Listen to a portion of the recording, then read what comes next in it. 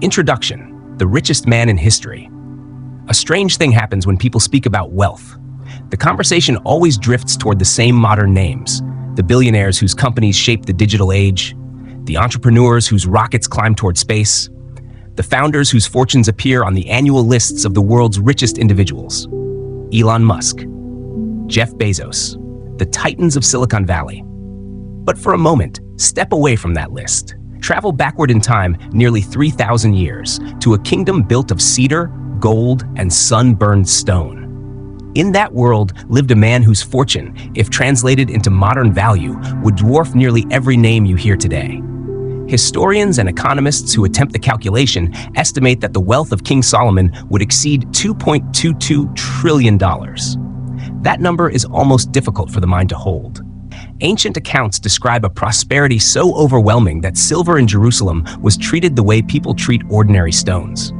Not hidden in vaults, not guarded like treasure, simply present, abundant enough that it lost the aura of rarity. Picture the city for a moment. Caravans entering through the gates, markets filled with traders speaking languages from distant coasts, ships leaving the ports on long voyages across the sea, returning every 3 years with cargo from a place the old texts call Ophir: gold, exotic materials, rare goods gathered from lands that most people of the time would never see. Solomon's commercial networks stretched across continents. His fleet connected distant worlds. And his reputation became so powerful that rulers from foreign kingdoms were willing to travel for months simply to sit in his presence and listen to him speak. The official story most people hear about this king is simple. They say Solomon once asked God for wisdom, and because he asked for wisdom instead of riches, wealth was given to him as well. End of story. Yet behind the official story, another tradition has quietly survived for centuries. In the libraries of mystery schools, in the symbolic teachings of Freemasonry, in the meditations of Kabbalists and the allegories of old alchemists, a different interpretation of Solomon's rise has been preserved. In that version, Solomon's prosperity was not a random blessing. It was the result of a code. Not a code written on parchment, but a pattern of thinking, a disciplined architecture of the mind. According to these traditions, Solomon possessed something we might describe today as an advanced mental operating system, a way of understanding the hidden laws that govern human behavior, attention, and the strange interaction between thought and reality. The old legends speak of a magical ring Solomon carried, a ring said to command demons and force them to build the great temple in Jerusalem. Taken literally, the story sounds like fantasy, but metaphors often protect deeper ideas. Those demons may never have been horned monsters rising from smoke. They may have been something far more familiar, the restless forces inside every human mind. Fear, procrastination, anger, desire without direction. For most people, those forces behave like masters. They dictate decisions, they interrupt plans, they scatter attention in 100 directions. Solomon, according to the old symbolism, did something different. He did not destroy those forces. He did not pretend they did not exist. He subdued them and put them to work. Where the average person becomes a servant of impulse, the king becomes its ruler.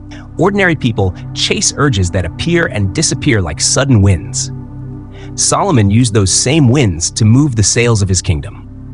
Seen from that perspective, the ancient story begins to look less like mythology and more like a psychological blueprint. This audiobook is not a religious sermon. It is closer to a manual for what could be called reality engineering, the art of structuring one's inner world so that the outer world begins to respond differently. Over the course of this journey, we will uncover 10 master keys that, according to the ancient traditions, transformed a mortal ruler into a name that survived 3,000 years. We will explore the idea of the mind as a temple that must be designed carefully if power is to manifest through it.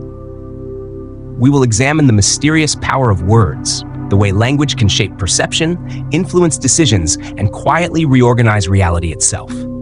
Old texts describe this ability symbolically as the language of the birds, a phrase suggesting communication that moves beyond ordinary speech.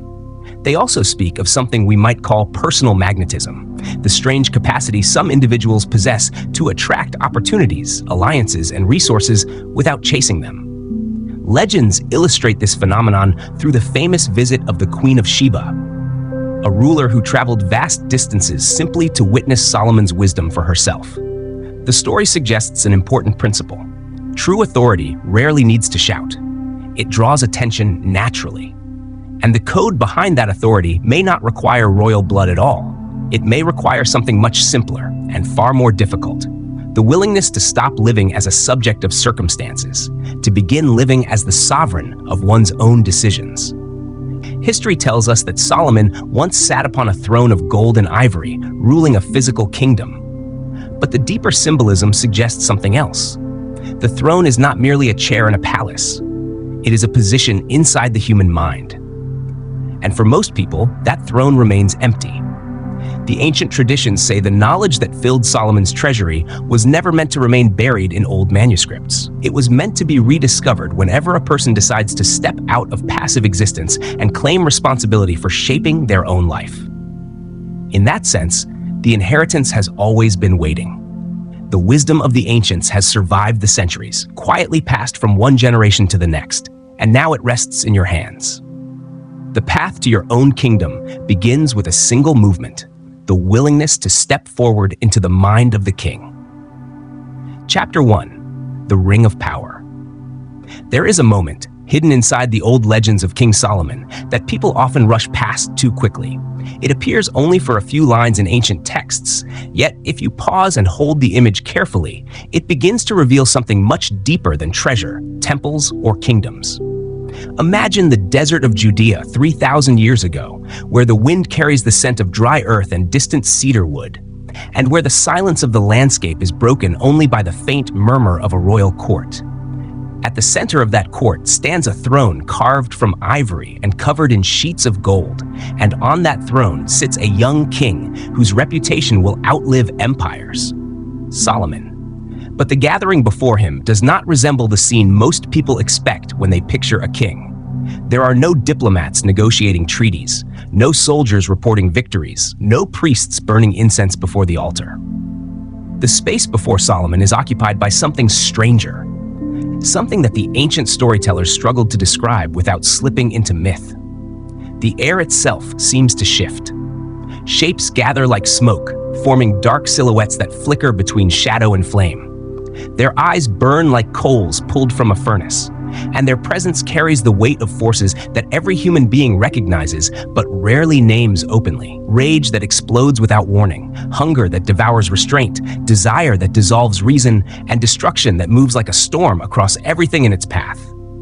The old traditions called them the jinn, demons. Placed before such creatures, most men would either run or collapse under their power. Fear would tighten the chest, the mind would fracture, and whatever authority the crown once promised would vanish in an instant. Solomon does not move. His breathing remains slow, his shoulders relaxed, his gaze steady in a way that suggests he is not confronting chaos for the first time. The moment does not belong to the shadows gathering before him. It belongs to the man who understands them. After a long silence, he raises his hand. On his finger rests a ring. It is not dazzling with jewels or meant to display wealth. Instead, its surface carries a symbol that appears again and again in the oldest spiritual traditions. Two triangles interwoven into a six-pointed star, the meeting point of opposites, the place where the invisible and the physical touch. When the ring catches the light, something unexpected happens. The movement among the shadows slows. The creatures lower their heads, and the king speaks with a voice that is quiet, yet impossible to resist. Build my temple. According to the legend, the beings obey. The same forces that exist only to destroy begin cutting stone, melting metal, lifting walls toward the sky. The energy of chaos becomes the labor that raises one of the most sacred structures of the ancient world. For centuries, people have been fascinated by this story. Explorers, mystics, and treasure hunters searched deserts and ruins, believing that somewhere the physical Ring of Solomon still existed, buried beneath sand or hidden in forgotten vaults. They imagined that whoever discovered it would inherit the same authority. But that belief misunderstands the story. If someone were to find Solomon's ring today and place it on their finger, nothing extraordinary would happen. It would remain what it always was, a piece of metal shaped by an ancient craftsman. Because the real Ring of Solomon was never the object. The ring was the consciousness of the king. It represented a level of inner authority so complete that the chaotic forces within human nature no longer dictated the direction of life. Ancient texts speak about 72 demons under Solomon's command. Yet those demons do not need to be imagined as supernatural creatures lurking beneath the earth. They live much closer than that. They live inside the human mind, in the impulses that rise from the subconscious, in the quiet urges that interrupt discipline, laziness that whispers when the alarm clock rings, fear that tightens the chest when an opportunity appears, envy that burns when another person succeeds, the restless hunger for comfort that sabotages effort. For most people, these forces behave like rulers. A plan is made in the evening, yet in the morning a different voice persuades the body to remain in bed. A goal appears clear, yet distraction dissolves the focus required to pursue it. Impulses pull attention from one direction to another until the day ends exactly where it began. Solomon's legend suggests a different arrangement. Instead of eliminating these forces, which no human being has ever truly succeeded in doing, the king learns to command them. The same anger that could erupt into destruction becomes relentless determination. The same desire that once chased pleasure becomes ambition. The same fear that once paralyzed becomes heightened awareness. The demons do not disappear, they begin to work. Where the ordinary person is dragged by impulse, the king harnesses it like a team of animals pulling a heavy cart. What once threatened to consume his life becomes the very force that builds it. To understand why this idea matters, it helps to examine something religion often misunderstood. For centuries, people were taught to fear the darker elements of their nature. Anger was labeled sin. Desire was treated as corruption. Instinct was something to suppress or hide. People were encouraged to pray for these impulses to vanish. Solomon's code proposes something different. Energy cannot vanish, it can only change form. Consider the energy inside rage. A person driven by anger can work through exhaustion, ignore sleep, and push his body beyond limits that calm reasoning would never allow. Consider desire.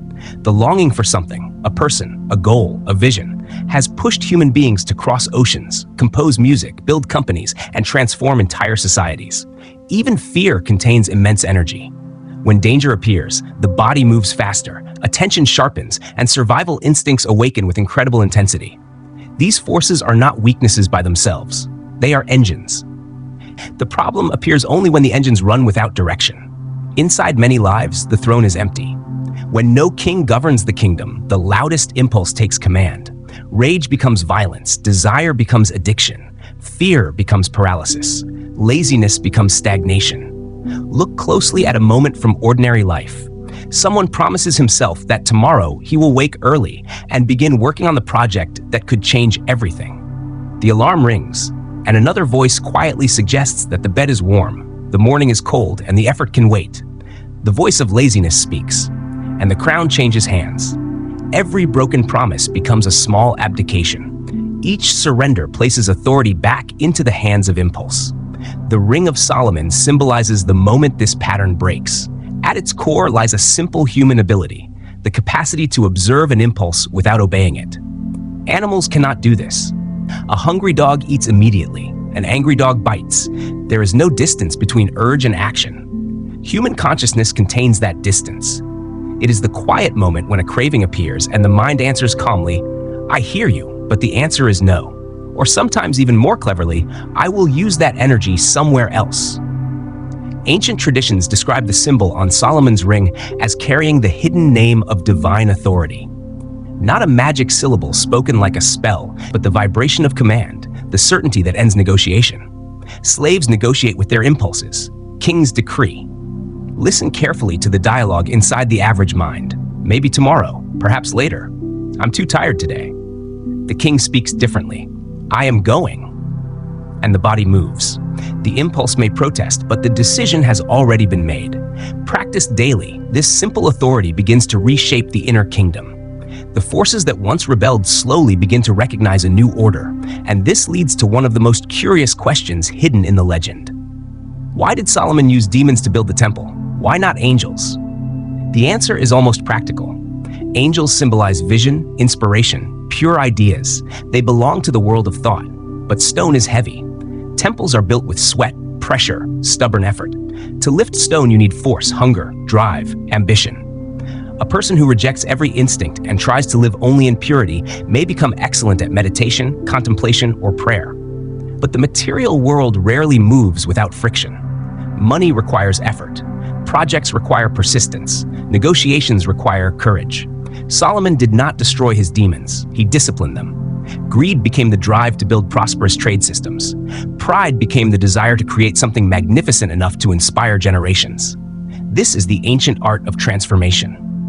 Coal is dirty, yet inside the right furnace, it powers entire trains. Human frustration, wounds, ambition, even anger at injustice can become similar fuel. The wise person is not someone without shadow. It is someone who has given that shadow meaningful work. The six-pointed star engraved on Solomon's ring expresses that balance perfectly. One triangle points upward toward spirit, the other points downward toward matter. Solomon stands at their intersection, not escaping the world like a monk who rejects life, and not drowning in pleasure like a ruler who serves his appetites. He becomes the bridge. The ring reminds its wearer of something easily forgotten. Human beings belong to two realms at once. The mind carries vision. The body carries instinct. The task is not to destroy either. The task is to bring order between them. And when that order appears, the throne of the inner kingdom is no longer empty. And now the story turns from legend into practice. Up to this point, the Ring of Solomon might still feel like a distant symbol, something belonging to an ancient king in a desert court 3,000 years ago. But the old traditions rarely told stories only for entertainment. Behind the imagery, there was usually a method, a quiet set of instructions hidden inside the myth.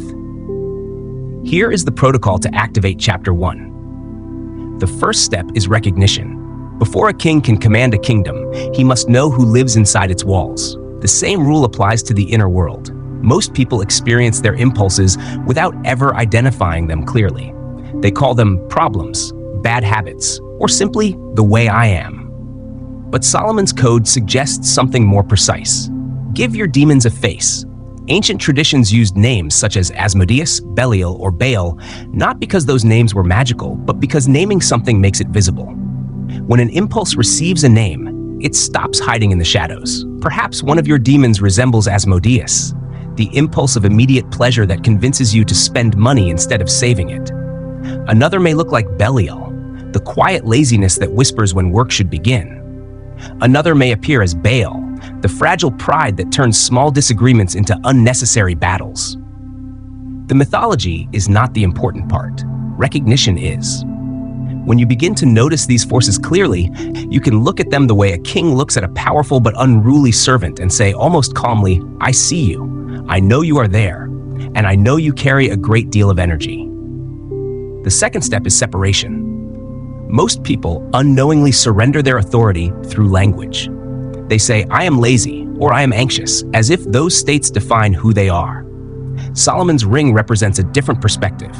You are not laziness. You are the awareness noticing laziness. Instead of saying, I am lazy, you begin to say something more accurate. I feel the presence of laziness in my body.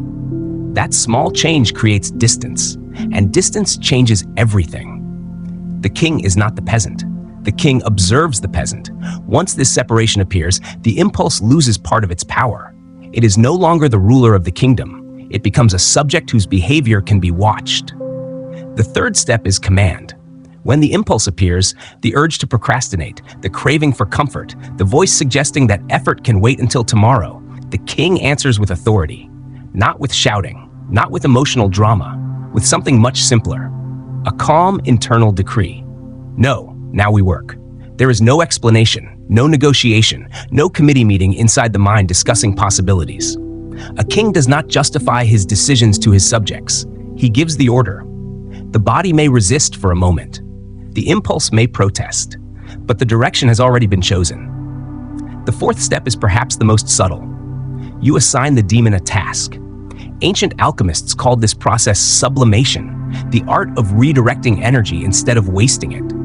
Because every impulse carries energy, even the impulses we dislike. Take anxiety, for example. When anxiety fills the body, many people try to calm themselves by doing nothing. sitting on the sofa, scrolling through distractions, waiting for the feeling to disappear. But anxiety rarely disappears when ignored. It circles inside the mind until it becomes exhaustion. Solomon's Code proposes a different approach. Give the energy somewhere to go. If anxiety fills the body with restless movement, then move. Clean the house. Exercise. Write. Build something. Turn the shaking into action. In that moment, the old alchemical promise becomes real. The lead of impulse begins turning into the gold of character. The energy that once threatened to consume you begins constructing something in the world. That is why the legends say demons built Solomon's temple.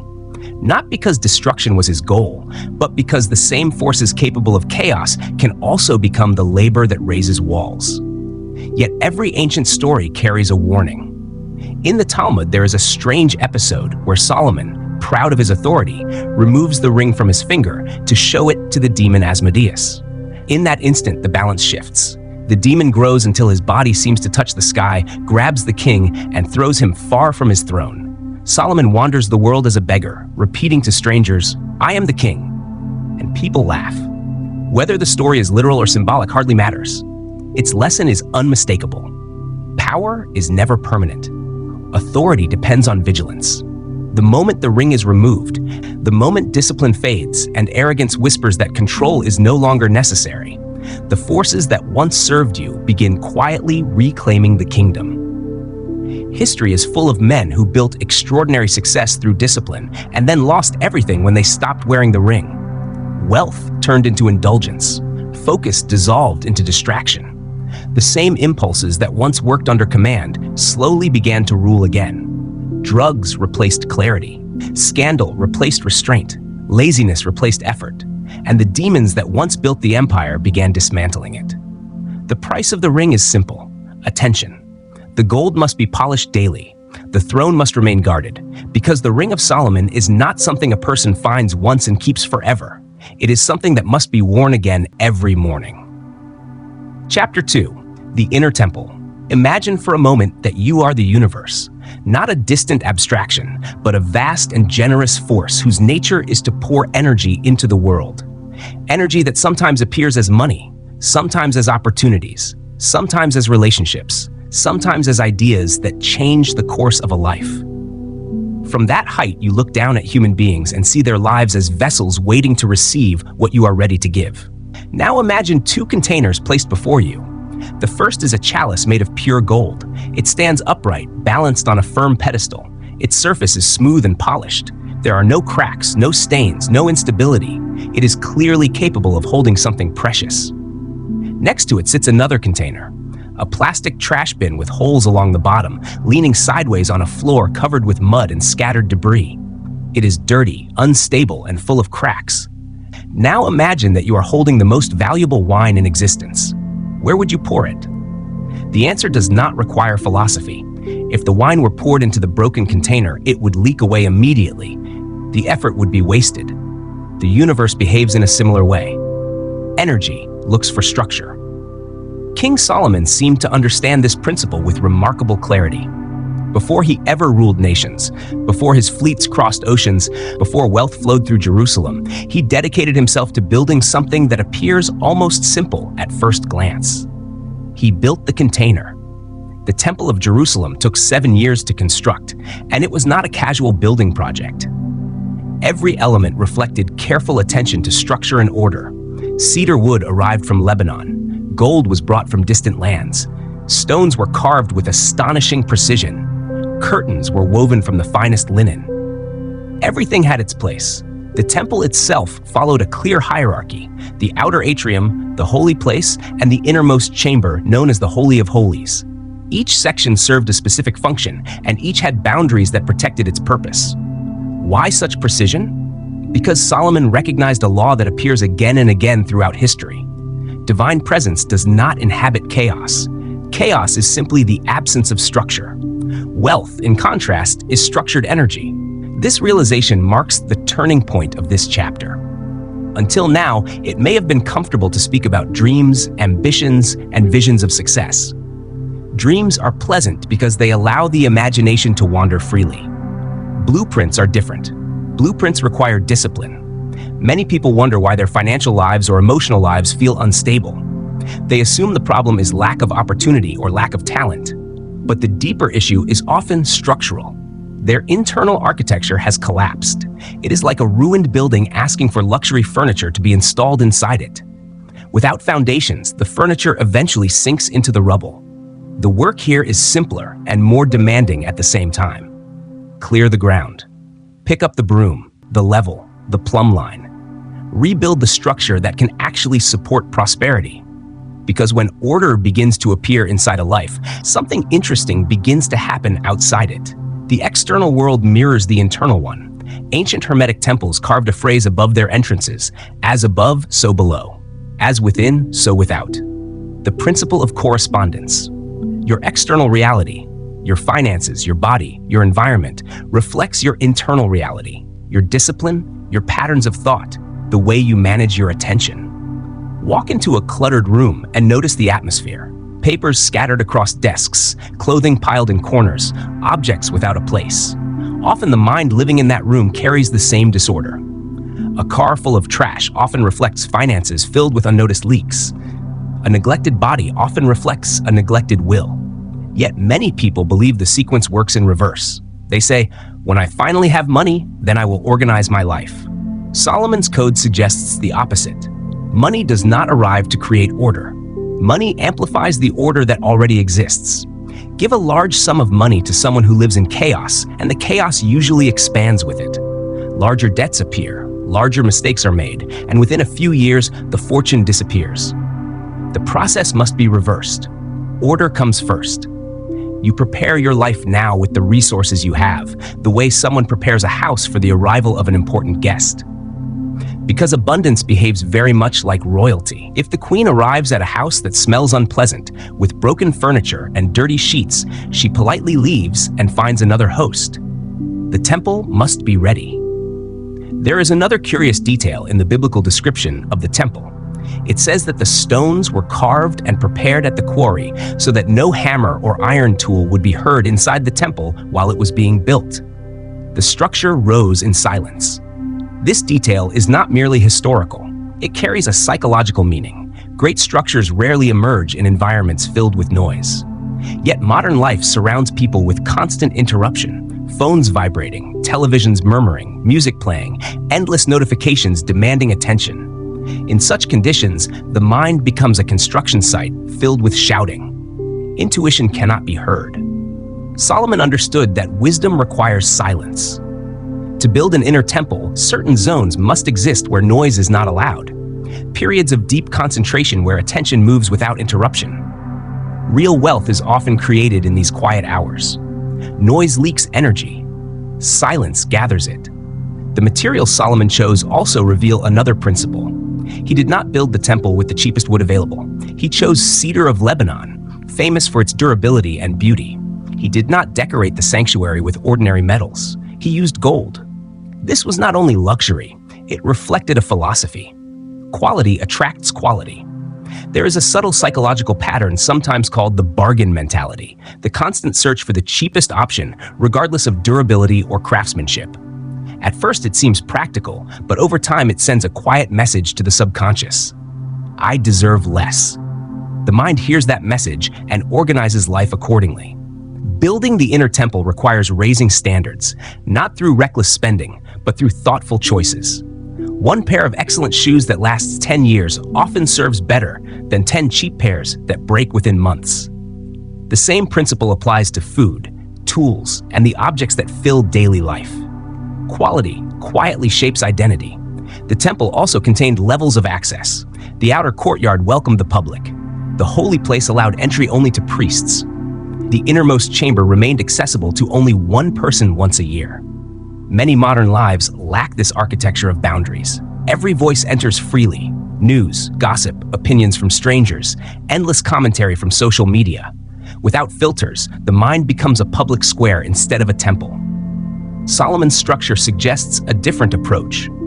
Kindness can extend to everyone in the outer courtyard of life, but deeper access must be reserved for people who strengthen your purpose. And at the center exists a space where only you and your highest values belong. Without those walls, the temple cannot remain sacred.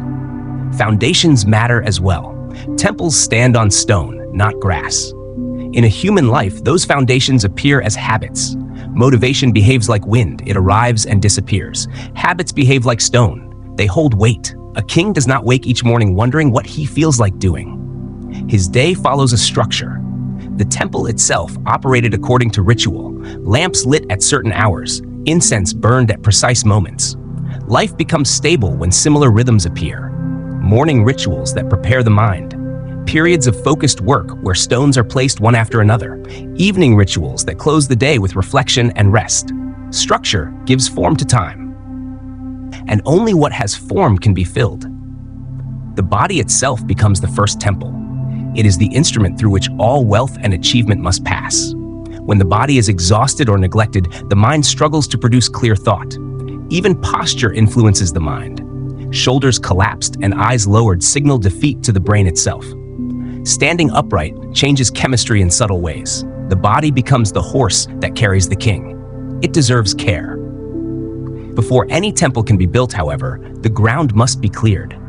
Mount Moriah itself required preparation before construction began. In modern life, the same rule applies. People accumulate objects, commitments, resentments, and outdated beliefs until their lives become heavy. Clearing space is not loss, it is preparation. The universe dislikes emptiness and quickly fills it. When the cup is full of dirty water, fresh wine cannot be poured. Which brings us to the practical moment. Here is the architectural protocol to activate Chapter 2. Begin by clearing chaos. Choose one area, your desk, your car, your closet, and bring it to a state of perfect order. Notice how the energy of the space changes. Create daily silence. Protect at least 1 hour without interruptions, where deep work becomes possible. Establish boundaries. Not everyone belongs in the inner chambers of your mind. Raise your standards. Surround yourself with objects that function well and carry quiet craftsmanship. Create daily rituals. Repetition forms habit. Habit shapes character. Character shapes destiny. When these stones begin to settle into place, the temple rises. And once the temple exists, abundance finally has somewhere to live. Chapter 3. The Tongue of the Birds.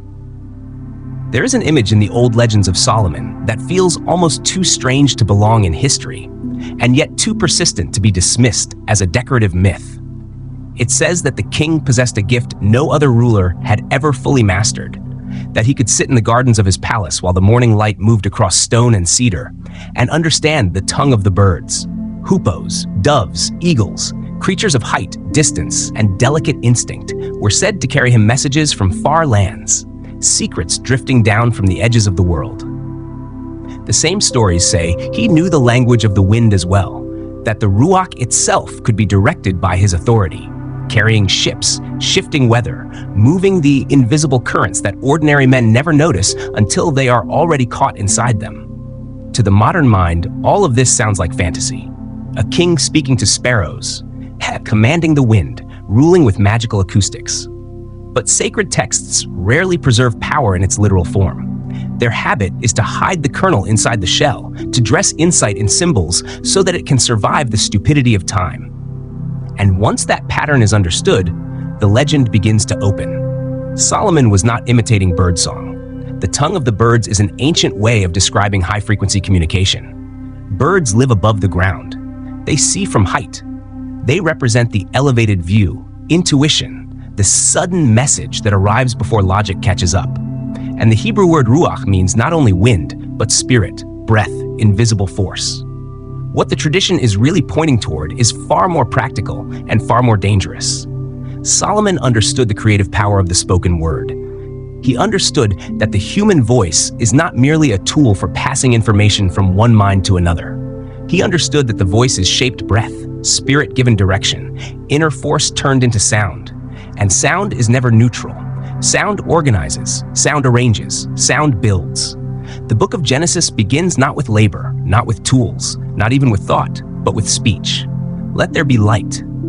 The world is called forth by voice. Whatever one believes metaphysically, the symbolism is precise. Sound is the first instrument of order. And if the human being is made in the image of the Creator, then some echo of that same capacity lives in the throat of every person. The problem is that most people use it carelessly, as if they had been handed a weapon and decided to play with it in the dark. They wound themselves with their own sentences. That is why this chapter matters, because poverty, fatigue, loneliness, stagnation, and confusion are not always born from dramatic events. Often they are maintained by the atmosphere of language surrounding a life, by the words repeated daily until they harden into identity. A person may think he is merely describing reality, when in fact he is rehearsing it, refreshing it, feeding it with breath. Even the ancient magic word everyone knows points in this direction. Abracadabra is treated today as a theatrical joke, something spoken over hats and rabbits, but its older roots trace back to Aramaic and related sacred languages, carrying the meaning, I create as I speak, or more intensely, I create while I speak. That is not entertainment. That is metaphysics reduced to a sentence. Reality, at its deepest level, is not the solid block it appears to be. It is vibration, pattern, arrangement. Physics approaches that truth from one angle, sacred language from another. Everything is movement at different frequencies. And what is the human voice if not organized vibration? If a sound wave can shape matter, as seen in those experiments where sand on a metal plate rearranges itself into precise geometric forms, then what happens when the sound shaping a human life is repeated day after day in the form of belief, complaint, fear, and identity? The pattern becomes visible. A person who constantly says, I am a mess, I never have enough money, I'm always exhausted, life is against me, may believe he is simply reporting facts. But the Code of Solomon suggests something more unsettling. Those statements are not only observations, they are instructions. They are frequencies organizing the sand of reality into a shape that matches the voice that formed them. And then comes the common confusion. People say, you see, I talk this way because it is true. But the deeper possibility is the reverse. The pattern remains true because it is spoken into continuity every day. The problem does not merely exist and then receive a description. It is kept alive by attention and breath. It is fed by ruach. It survives because it is named, repeated, emotionally charged, and installed like a ritual. This is why silence, in certain moments, becomes a kind of power. If an obstacle is constantly nourished by speech, then withdrawing speech weakens it. Not denial, not pretending, but refusing to keep breathing life into what should have been allowed to starve. Nowhere is this more obvious than in the ordinary habit of complaint. Complaining often looks harmless because society treats it like conversation. But in energetic terms, it is close to a curse repeated against oneself. It is a negative decree spoken with emotion. I'm sick of my job. My partner is useless. This country is finished. I always get sick in winter. These phrases sound casual, but they carry the structure of command.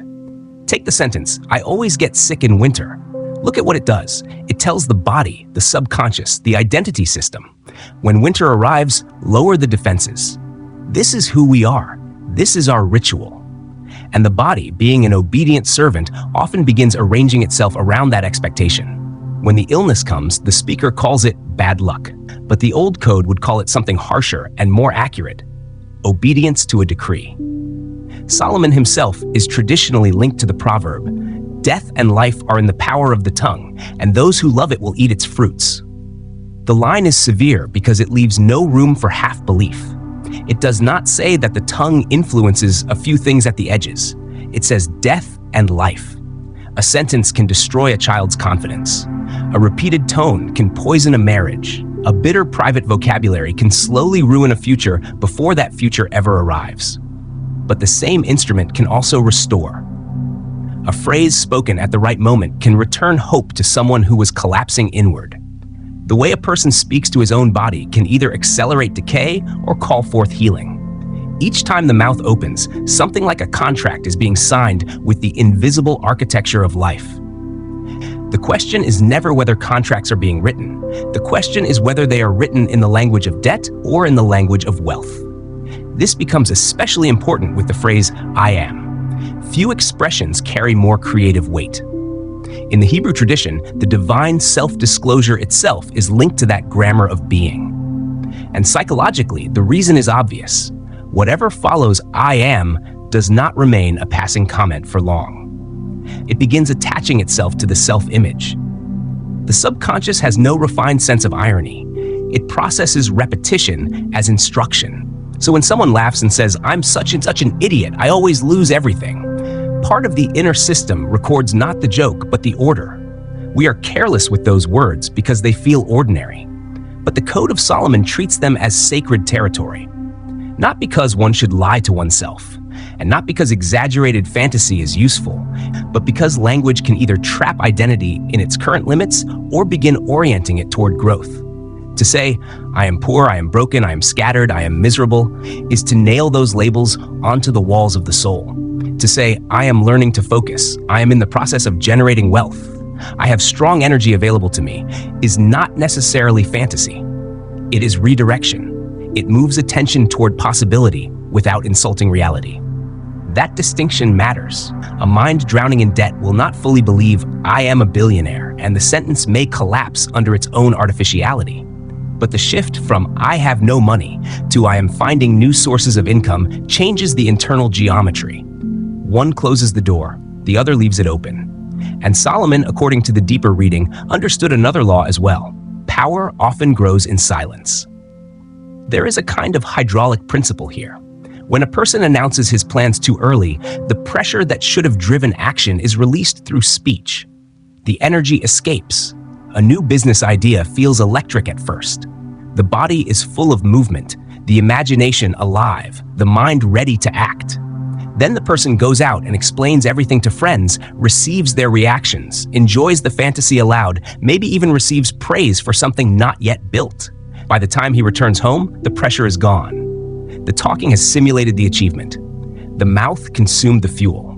That is why the code says to keep certain dreams in a golden box, not out of paranoia, but out of respect for incubation.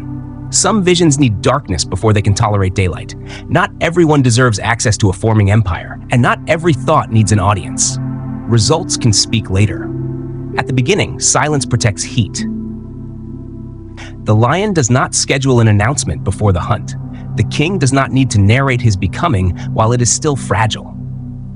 This connects to another severe principle. Truthfulness is not merely a moral virtue. It is structural integrity. If the word is a creative instrument, then each lie damages the instrument itself. Every broken promise dulls the edge of the chisel. If someone says, "I'll arrive at 5," and arrives at 5:15, or "I'll pay you tomorrow," and does not pay, or "I'm starting the diet," and by nightfall abandons it, the subconscious learns something dangerous. It learns that the word has no authority. It learns that sound is noise, not law. Then one day, when that same person tries to make a powerful inner decree, "I will build wealth, I will heal, I will change my life," something inside laughs. The system remembers the record. It remembers the inconsistency. The command carries no force because the speaker has trained himself not to trust his own voice. But radical impeccability changes this. If a person begins fulfilling what he says, especially in small things, the subconscious gradually starts to revere the word again. It learns that speech predicts reality. It learns that when a sentence is spoken, action follows. Then, in a critical hour, when a larger decree is made, the whole internal kingdom responds differently. The sails are finally aligned. This is why the legend of Solomon and the wind matters. Ancient stories say he traveled by means of the wind itself, that the ruach carried him. The metaphor is elegant. The wind is neutral. It pushes. It does not decide direction. The sail decides direction. Language is the sail. Set the sail with "I can't, maybe, hopefully, if I'm lucky," and life pushes that arrangement exactly where it leads. Set the sail with "I choose, I create, I decide, I will," and the same wind begins moving the vessel elsewhere. The difference between passivity and authority is often grammatical before it becomes visible in reality. Listen to the language of those who feel defeated. It is usually full of accident and blame. "Let's see what happens. I hope something changes. They did this to me." The language itself places the speaker beneath the weather. Listen to the language of those who act with force, not arrogance, but agency. "I will make this happen. I am creating an opening. I take responsibility." The sentence changes the posture of the soul, and yet the tongue of the birds is not only about speaking, it is also about listening. To project is one kind of power. To receive is another. Solomon was remembered not merely as a man who spoke, but as a man who listened deeply. He asked for a listening heart. And that matters because the subtle messages of life, intuitions, warnings, strange nudges, precise instincts, arrive quietly. They do not scream. They land lightly like birds. A contract feels wrong for no obvious reason. A name appears in the mind and refuses to leave. A turn in the road feels wiser than another. These messages come and go quickly. If the mind is loud, if the mouth is busy, if complaint and gossip fill the field, the birds do not land. They pass overhead. In negotiation, the person who talks too much often loses because he reveals his position before understanding the other side. Solomon's wisdom in the Old Judgment stories came not only from what he said, but from how completely he listened before speaking. Listening gathers intelligence. Speech spends it.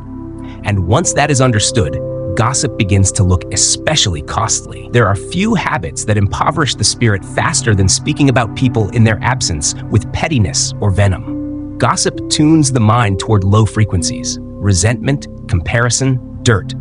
It feels intimate in the moment, but it quietly trains perception to search for weakness rather than value. It also destroys trust. Anyone who hears you betray another person immediately learns what you are capable of doing with their own name once they leave the room. No one entrusts state secrets to a gossip. No one builds empires around loose tongues. The old image of Solomon's table is therefore meaningful. Not merely a table of luxury, but a table where conversation rose toward architecture, ethics, beauty, strategy, justice, the future. Great minds enlarge reality through the subjects they entertain. Small minds shrink it by obsessing over people. Which brings the chapter to its practical edge. The word diet 7 days to activate chapter 3. Treat it as a verbal fast, perhaps more difficult than fasting from food because it exposes just how deeply speech is tied to habit and identity. For 7 days, remove complaint. Not only dramatic complaint, but the routine muttering about weather, traffic, politics, minor pain, inconvenience. Notice how often the mouth reaches for negativity as a reflex. For 7 days, remove gossip. Do not speak critically about absent people. If someone is not in the room, let their name remain unhandled unless the speech serves something useful and clean. For 7 days, remove self-contempt.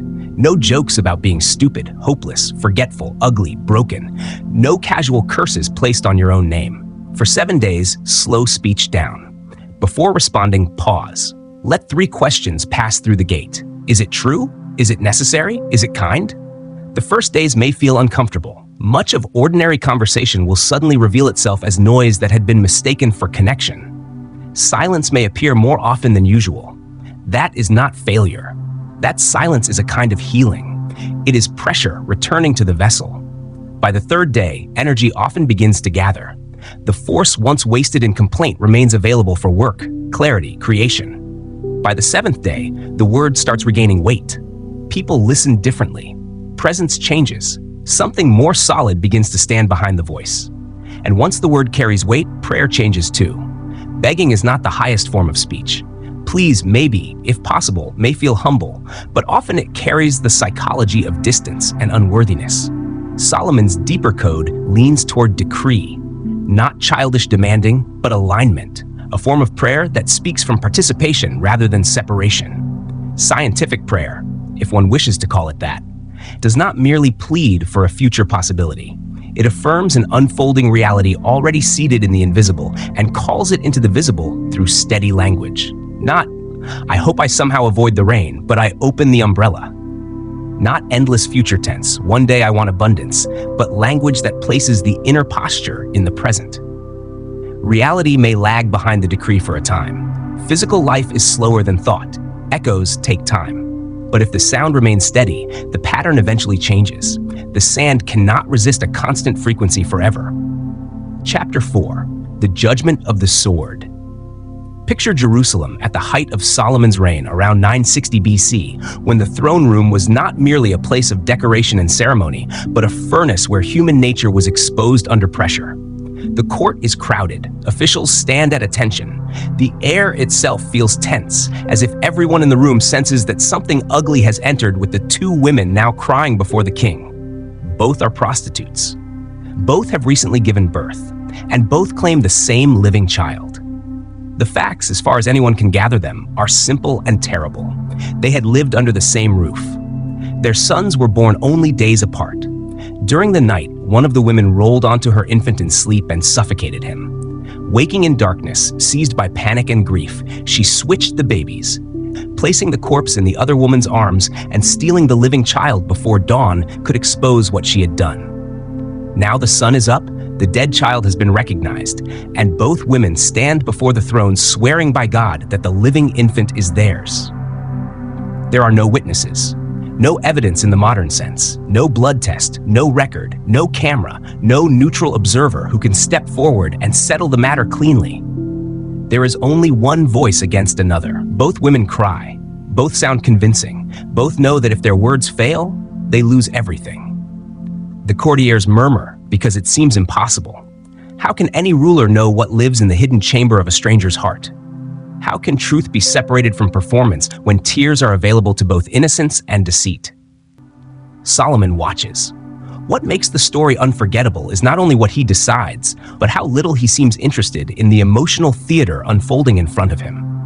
He does not get trapped inside the volume of the accusation. He does not begin a philosophical lecture. He does not interrogate them endlessly, hoping that more words will somehow produce truth. Instead, he raises his hand and says something so cold that the entire room freezes. "Bring me a sword." A guard unsheathes steel. The sound cuts the air like a line being drawn through illusion. Then Solomon gives the order that has shocked readers for centuries. Divide the living child in two and give half to one woman and half to the other. For a breathless second, the throne room stops being a legal chamber and becomes a theater of revelation. It is a monstrous command on its surface. It seems almost unbearable to hear. Has the king lost his mind? Is he really prepared to kill an innocent child merely because the evidence is unclear? And yet, it is precisely in that instant of unbearable pressure that the truth emerges. One woman, the impostor, answers with a kind of frozen cruelty. "Neither for me nor for you. Divide him." The other woman collapses under the weight of love. She would rather lose the child than see him die. She begs the king to give the living baby to the other woman, only not to kill him. In a single moment, the entire dispute is solved. Solomon smiles, not because the scene is pleasant, but because the mask has cracked. He points to the second woman and says that the child belongs to her. The real mother has revealed herself not through argument, but through sacrifice. That is why this story has survived. The sword was never meant for the baby. It was a psychological instrument, a blade designed not to cut flesh, but to cut appearance. Solomon understood something that remains true in every century. Truth often reveals itself most clearly under the threat of loss. When something precious is placed at risk, people stop performing and begin exposing what actually rules them. Love reveals itself differently from envy. Loyalty reacts differently from self-interest. Essence steps forward when masks no longer work. This is where the chapter truly begins, because life is full of false mothers. Not literally, of course, but structurally. People who want what is alive in your life, your energy, your trust, your time, your money, your opportunity, your joy. Some want to possess it. Others, more dangerously, would rather destroy it than watch it belong to you. To move through life without discernment is to stand unarmed in a kingdom full of smiling thieves. That is why you need a sword. Not a sword of violence, but a sword of perception. The capacity to cut through surface charm, polished language, emotional display, and false sincerity until the inner structure of a person or situation becomes visible. In biblical language, this approach is what is called bina, discernment, understanding. It is not the same as raw intelligence. A high IQ can still be scammed. A person may be brilliant with numbers and still utterly blind to character. Discernment is something more embodied. It is the ability to perceive intent beneath action, motive beneath performance, structure beneath speech. Words alone are cheap. Anyone can say, "I love you." Anyone can say, "Trust me." Anyone can say, "This investment is safe," or "I would never betray you." The naive person hears the sentence and treats it like proof. Worse, the naive person often projects his own morality onto others. Since I would not lie, he must not be lying either. That innocence sounds beautiful in poetry and becomes expensive in real life. Solomon did not rely on declarations. He created a test. He introduced tension. He used the sword to provoke a reaction. That is one of the deepest functions of discernment. It does not merely listen to what people say when the room is comfortable. It observes what they become when pressure enters. A difficult boundary, an inconvenient question, a possible sacrifice, a delay, a contradiction, a loss. These are the moments in which the human being stops reading from the script and begins speaking from nature. Look again at the false woman. Why was she willing to divide the child? Because envy has a very specific psychology. Envy is not simply the desire to possess what another person has. It is often more bitter than that. Envy would rather destroy the thing than watch another person enjoy it. The imposter knew the child was not hers, but her grief, resentment, and hatred had become so fused that she preferred total ruin to another woman's joy. That pattern did not die in ancient Jerusalem. It appears in offices, families, friendships, partnerships, and quiet social circles where people smile with their mouths and compete with their souls. These are the people who do not openly say, "I want to destroy you." They say softer things. "I'm just being realistic. I'm only telling you this for your own good. That project probably won't work. You were lucky. Let's not get ahead of ourselves." They are not always attacking the child directly. Sometimes they are simply whispering division over it. The Code of Solomon asks a serious question. Who in your life is willing to divide the child? Who would rather create conflict than see something precious thrive in your hands? Who becomes subtly cold when you rise, or quietly cheerful when you fall? These people are dangerous not because they shout, but because they corrode. And once their nature is seen clearly, the sword has done its work. There is no need for hatred, but there is often a need for removal. Discernment cuts cords. It does not linger forever in the hope that chaos will become order if loved enough. This principle becomes even more practical when applied to modern life. How does someone use the judgment of Solomon now in a world without throne rooms and ancient courts? By understanding that the threat of loss is still one of the clearest reagents of truth. Imagine a business partner who constantly declares loyalty, brotherhood, long-term commitment. Everything sounds right, yet something in you remains unconvinced. The sword, in such a case, may appear as a difficult test. A reduction in pay, a delayed reward, a request for sacrifice during a critical season. Suddenly, the noble language is pressed against actual cost. Then the reaction speaks. The loyal partner may not love the discomfort, but he will say, "If this is necessary to keep the company alive, I'm with you." The mercenary reveals himself differently. He becomes offended, defensive, transactional, cold. His words say, "Divide it." The same pattern appears in intimacy.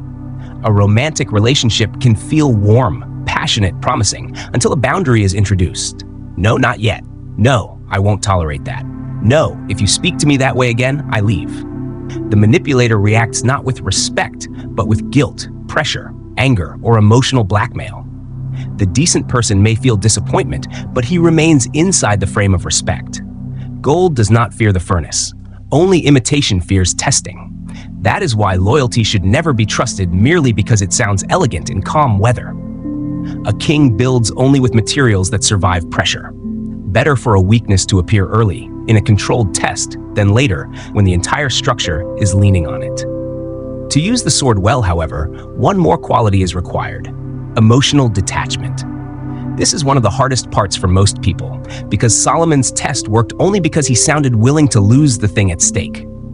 If his voice had trembled, if his threat had sounded half-hearted, if everyone sensed he was bluffing, the reaction would not have been pure. The sword must look real. And in life, the same principle applies. The person willing to walk away from the negotiation often holds the greater power.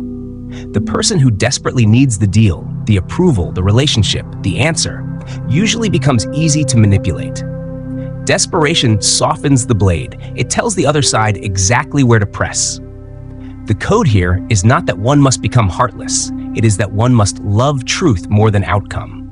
Love the business, yes, but not so much that you corrupt it to keep it alive. Love the relationship, yes, but not so much that you surrender dignity to preserve company. Love the opportunity, yes, but not so much that you abandon discernment out of fear of losing it. Paradoxically, the willingness to lose often protects what is real. Predators can smell fear of loss. It makes people hurry, bend, excuse, rationalize, and ignore evidence. But the calm presence of someone who can say no, or leave, or wait, changes the entire field. That is authority. Still, One must be careful here. Discernment is not the same as judgment.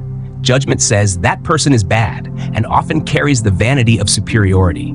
Discernment says this person is dangerous for me, incompatible with me, dishonest in this matter, unstable in this structure. It is observational, not theatrical.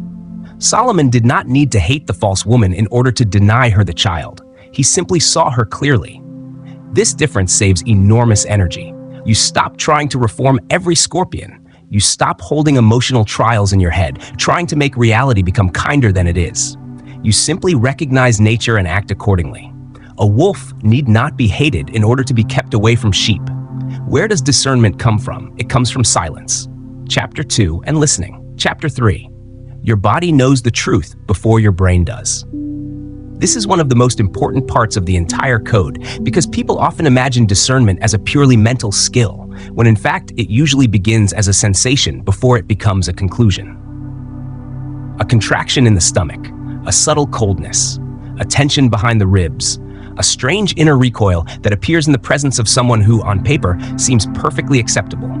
Then the rational mind intervenes. It says, "Don't be silly. He has good references. She seems charming. The numbers look fine. You are overreacting. 6 months later, the money is gone. The trust is broken. The intuition that was dismissed has become a ruin you now must explain." The body often notices what the mind has not yet translated. Microsignals, tone shifts, incongruence, hidden aggression, insincerity dressed as warmth. Solomon, in the deeper reading, trusted this layer of knowing, not irrational panic, but embodied alertness. If something smells wrong, there is usually something wrong. It may not yet have a name, but it deserves a pause, a question, a closer look. And that brings the sword inward. Because the most painful lies are often not told by strangers. They are told by the self to the self. Self-deception is perhaps the most dangerous false mother of all. I can quit whenever I want. This isn't overspending, it's an investment. He will change. I'm just in a complicated season. The ego is endlessly creative in the production of excuses. Solomon, especially in Ecclesiastes, displayed another kind of wisdom, the ability to turn the sword on his own illusions. He looked at wealth, pleasure, prestige, and even achievement with brutal honesty and admitted how easily they became vanity when they were not anchored in truth. That kind of self-cutting is painful. It bleeds, but it heals.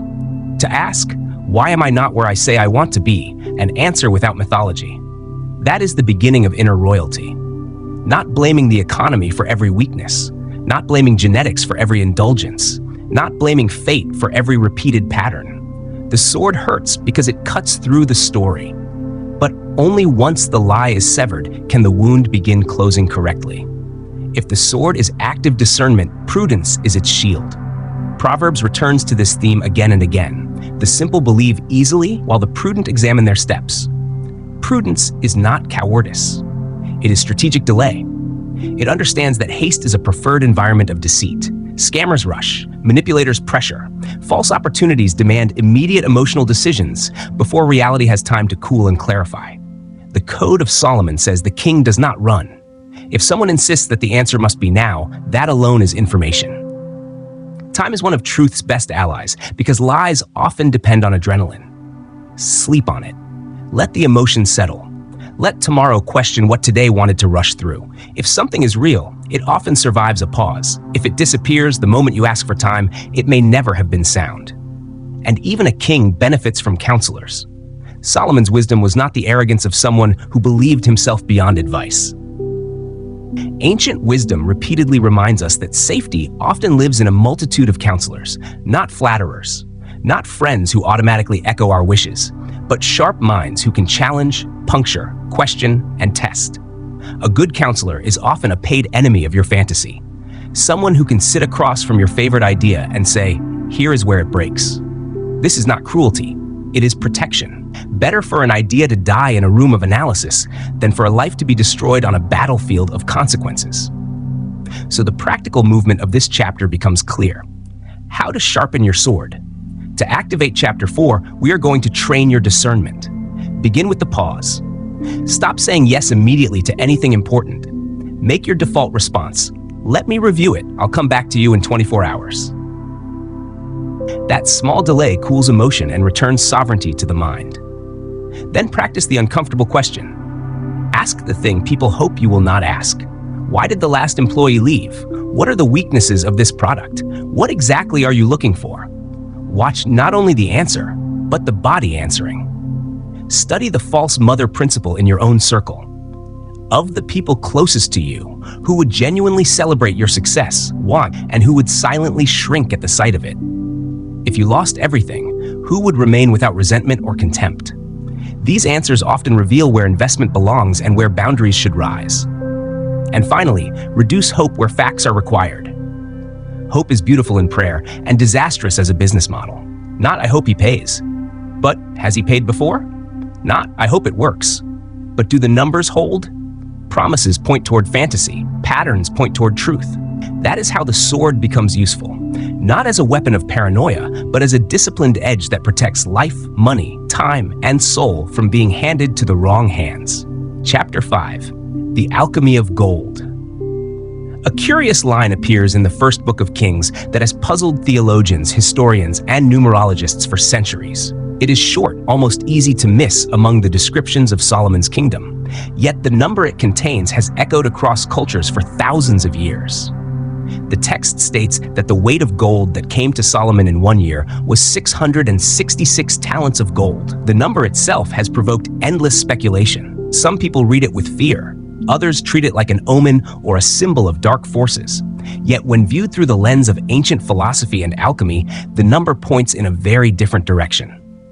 666 also corresponds to the structure of carbon: 6 protons, 6 neutrons, 6 electrons, the fundamental element that forms the basis of organic life. Matter itself carries the signature.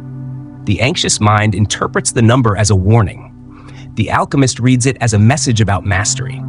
To the alchemist, the number represents the total command of the material plane. Solomon was never a spiritual figure who rejected the physical world. He was a ruler who understood it. He understood matter. His role was not to escape the world, but to refine it. In the language of alchemy, this transformation is called turning lead into gold. In practical terms, it means transforming the rough materials of life, labor, trade, knowledge, time, into prosperity, stability, and civilization. The 666 talents of gold mentioned in the text, estimated by modern historians to be roughly 23 tons per year, did not appear by miracle. They came from a system. Solomon turned a relatively small nation with limited natural resources into one of the most powerful economic centers of the ancient world. Merchants crossed deserts to trade within his borders. Foreign envoys arrived bearing tribute. Fleets of ships sailed to distant lands and returned loaded with extraordinary cargo. The wealth existed. The real mystery lies in how it was created. And the answer begins with a simple but easily misunderstood principle. Solomon did not chase money. He understood the nature of money. To activate Chapter 5, we are going to change your financial vibration. Because many people struggle with money, not because the world lacks resources, but because their internal relationship with money is distorted. Some people treat money like something dirty or dangerous. Others worship it with constant anxiety. Both attitudes quietly block the natural flow. Solomon approached money in a different way. He understood that money behaves like energy. The English word currency itself reveals the idea. It comes from the Latin word currere, meaning to run or to flow. Currency is something that moves like a current. Money behaves much like water. When water flows through a system, it creates life. It powers mills, irrigates fields, and lights entire cities. But when water stops moving, it stagnates. It becomes swamp, decay, and poison. Money follows the same law. The code behind Solomon's wealth suggests that prosperity does not belong to the person who hoards money most tightly. Prosperity belongs to the person capable of directing its flow. Many people attempt to hold money like someone trying to trap water in a closed fist. The tighter they squeeze, the more anxious they become about losing it. Ironically, that very fear blocks the arrival of new resources. Solomon behaved differently. He functioned like a great aqueduct. Gold flowed into his kingdom, but it also flowed outward constantly. He built temples, palaces, and fortified cities. He financed fleets of ships and paid thousands of workers, artisans, soldiers, and administrators. Wealth moved continuously throughout the system. That movement kept the pressure high. True prosperity is rarely measured by how much money sits frozen in a vault. It is measured by the volume of value that can pass through a system without destroying it. Imagine two pipes. One pipe is narrow and fragile. If powerful water pressure enters it, the pipe bursts. The other pipe is wide and reinforced. Large currents can move through it without damage. Wealth works the same way. If financial opportunity enters a life that lacks emotional discipline or structure, the system collapses. The money disappears through chaos, impulsive decisions, or poor management. But if the internal structure is strong enough, the flow becomes sustainable. The world rarely asks whether someone wants wealth. The deeper question is whether that person can handle the current. Solomon's famous request for wisdom reveals another dimension of this code. When he was offered anything he desired, he did not ask for riches. Instead, he asked for wisdom, the capacity to judge wisely and govern well. The answer he received was revealing. Because you did not ask for riches, riches will also be given to you. Money appears as a consequence. It is never the cause. The fatal mistake made by most people is chasing the effect while ignoring the cause. They pursue the visible symbol, the money, while neglecting the invisible engine that produces it. Money behaves like applause. Applause appears after value has been delivered. A performer cannot walk on stage and demand applause before performing. The audience responds when something meaningful has been offered. Money works the same way. It is society's way of saying thank you for the value you create. Solomon's kingdom created immense value for the surrounding world. His trade routes were safe. His legal system was respected. His administration brought stability to a region often marked by conflict. Merchants preferred doing business within his influence because order allowed commerce to flourish. The world rewarded that order. Anyone wishing to apply this code today must ask a different question. Not, how can I make money? But what problem can I solve that others cannot?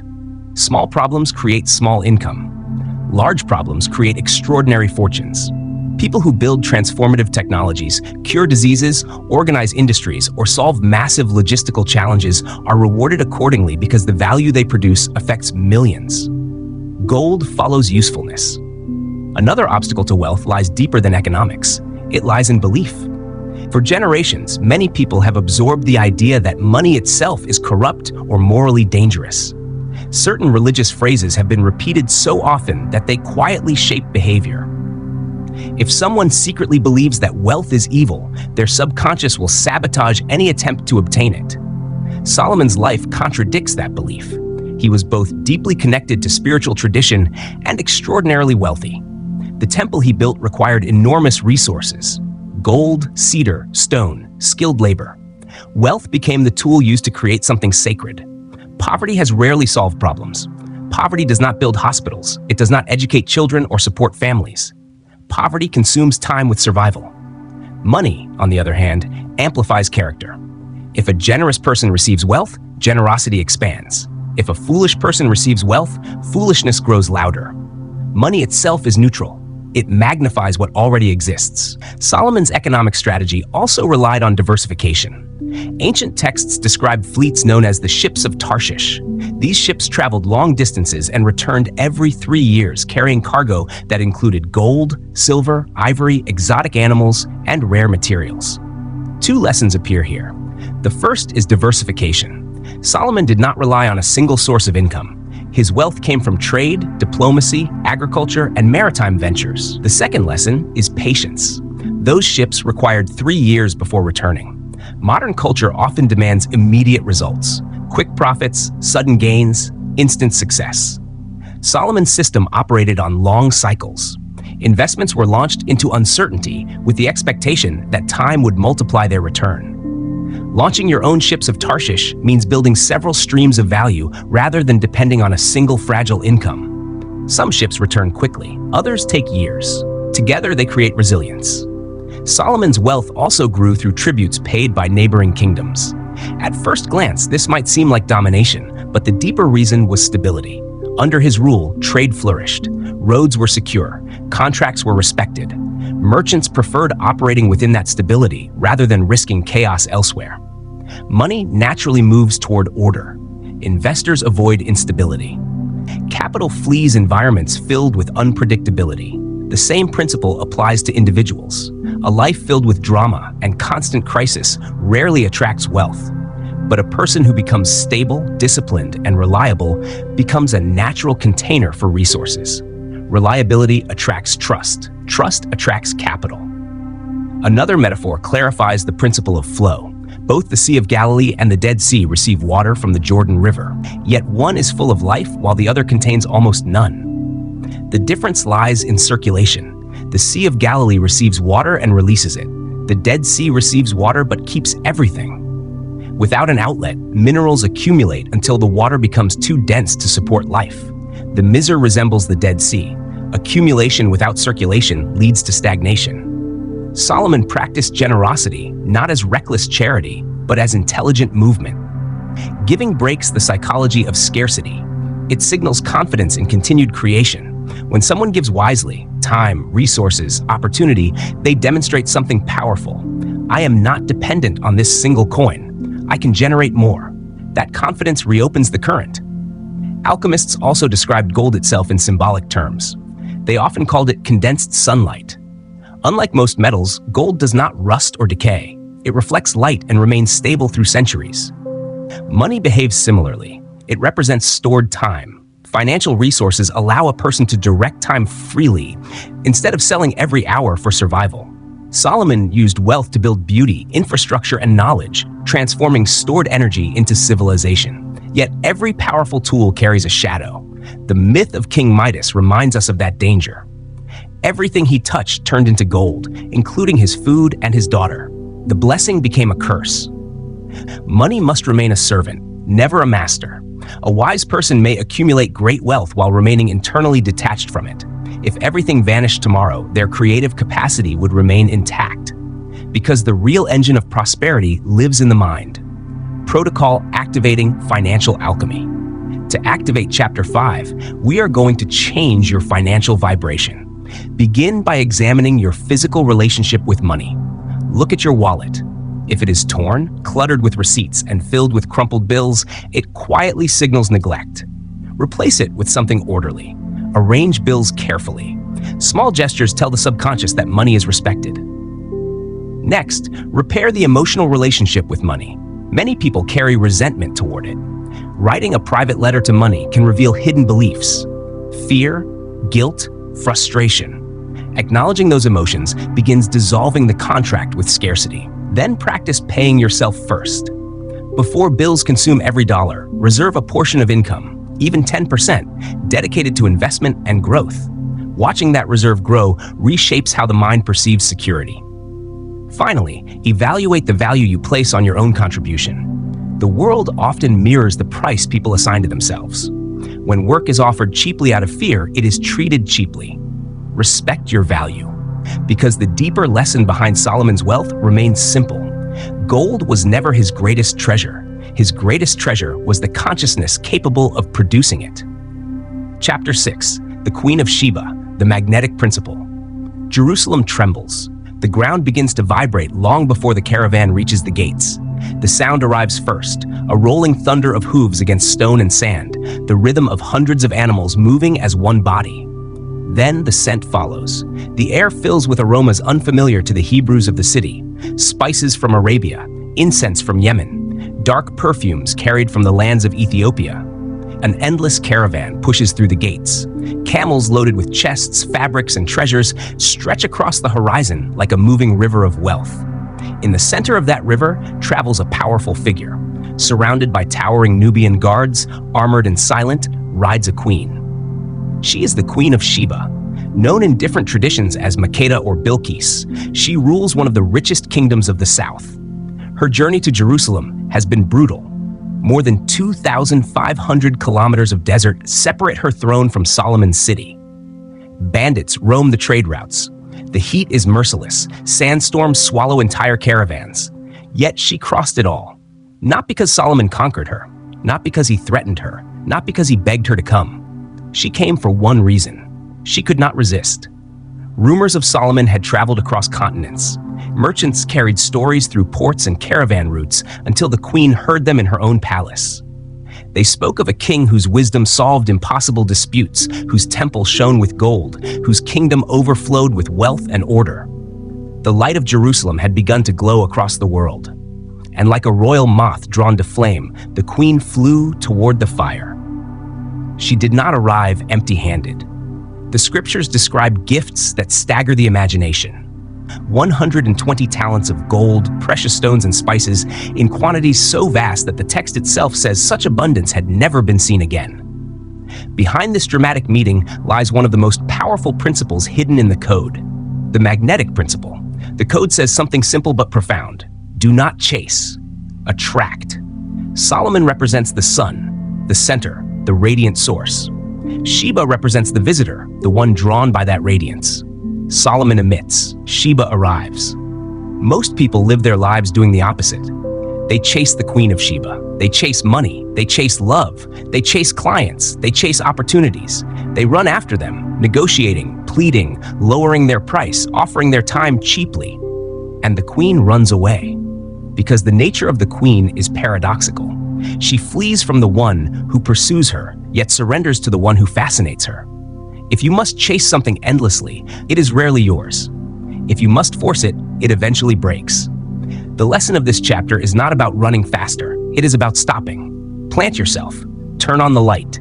Let the world cross the desert to reach you. Physics itself offers a language for this principle. The universe operates through polarity. There is an emitting force, electric, active, outward, and there is a receiving force, magnetic, inward, attracting. Solomon embodies the electric pole. He remains fixed in Jerusalem, centered in his temple, immersed in his duties, his wisdom, and his purpose. Sheba embodies the magnetic movement. She travels toward the source. The law is simple. What is full attracts what is empty. Solomon was full of purpose, structure, knowledge, and inner authority. That fullness created gravity. The queen, representing resources, admiration, and opportunity, felt the pull and entered his orbit. Modern people often invert this polarity. They feel empty, lonely, uncertain, desperate, and then they move outward, searching for someone or something to fill them. In doing so, they become what can only be described as a black hole of need, and people feel it. In a job interview, the recruiter senses that you desperately need the salary, so the offer becomes smaller. In a date, the other person senses that you need validation, and attraction fades. In business negotiations, the client senses your need to close the deal, and trust weakens. Neediness repels opportunity.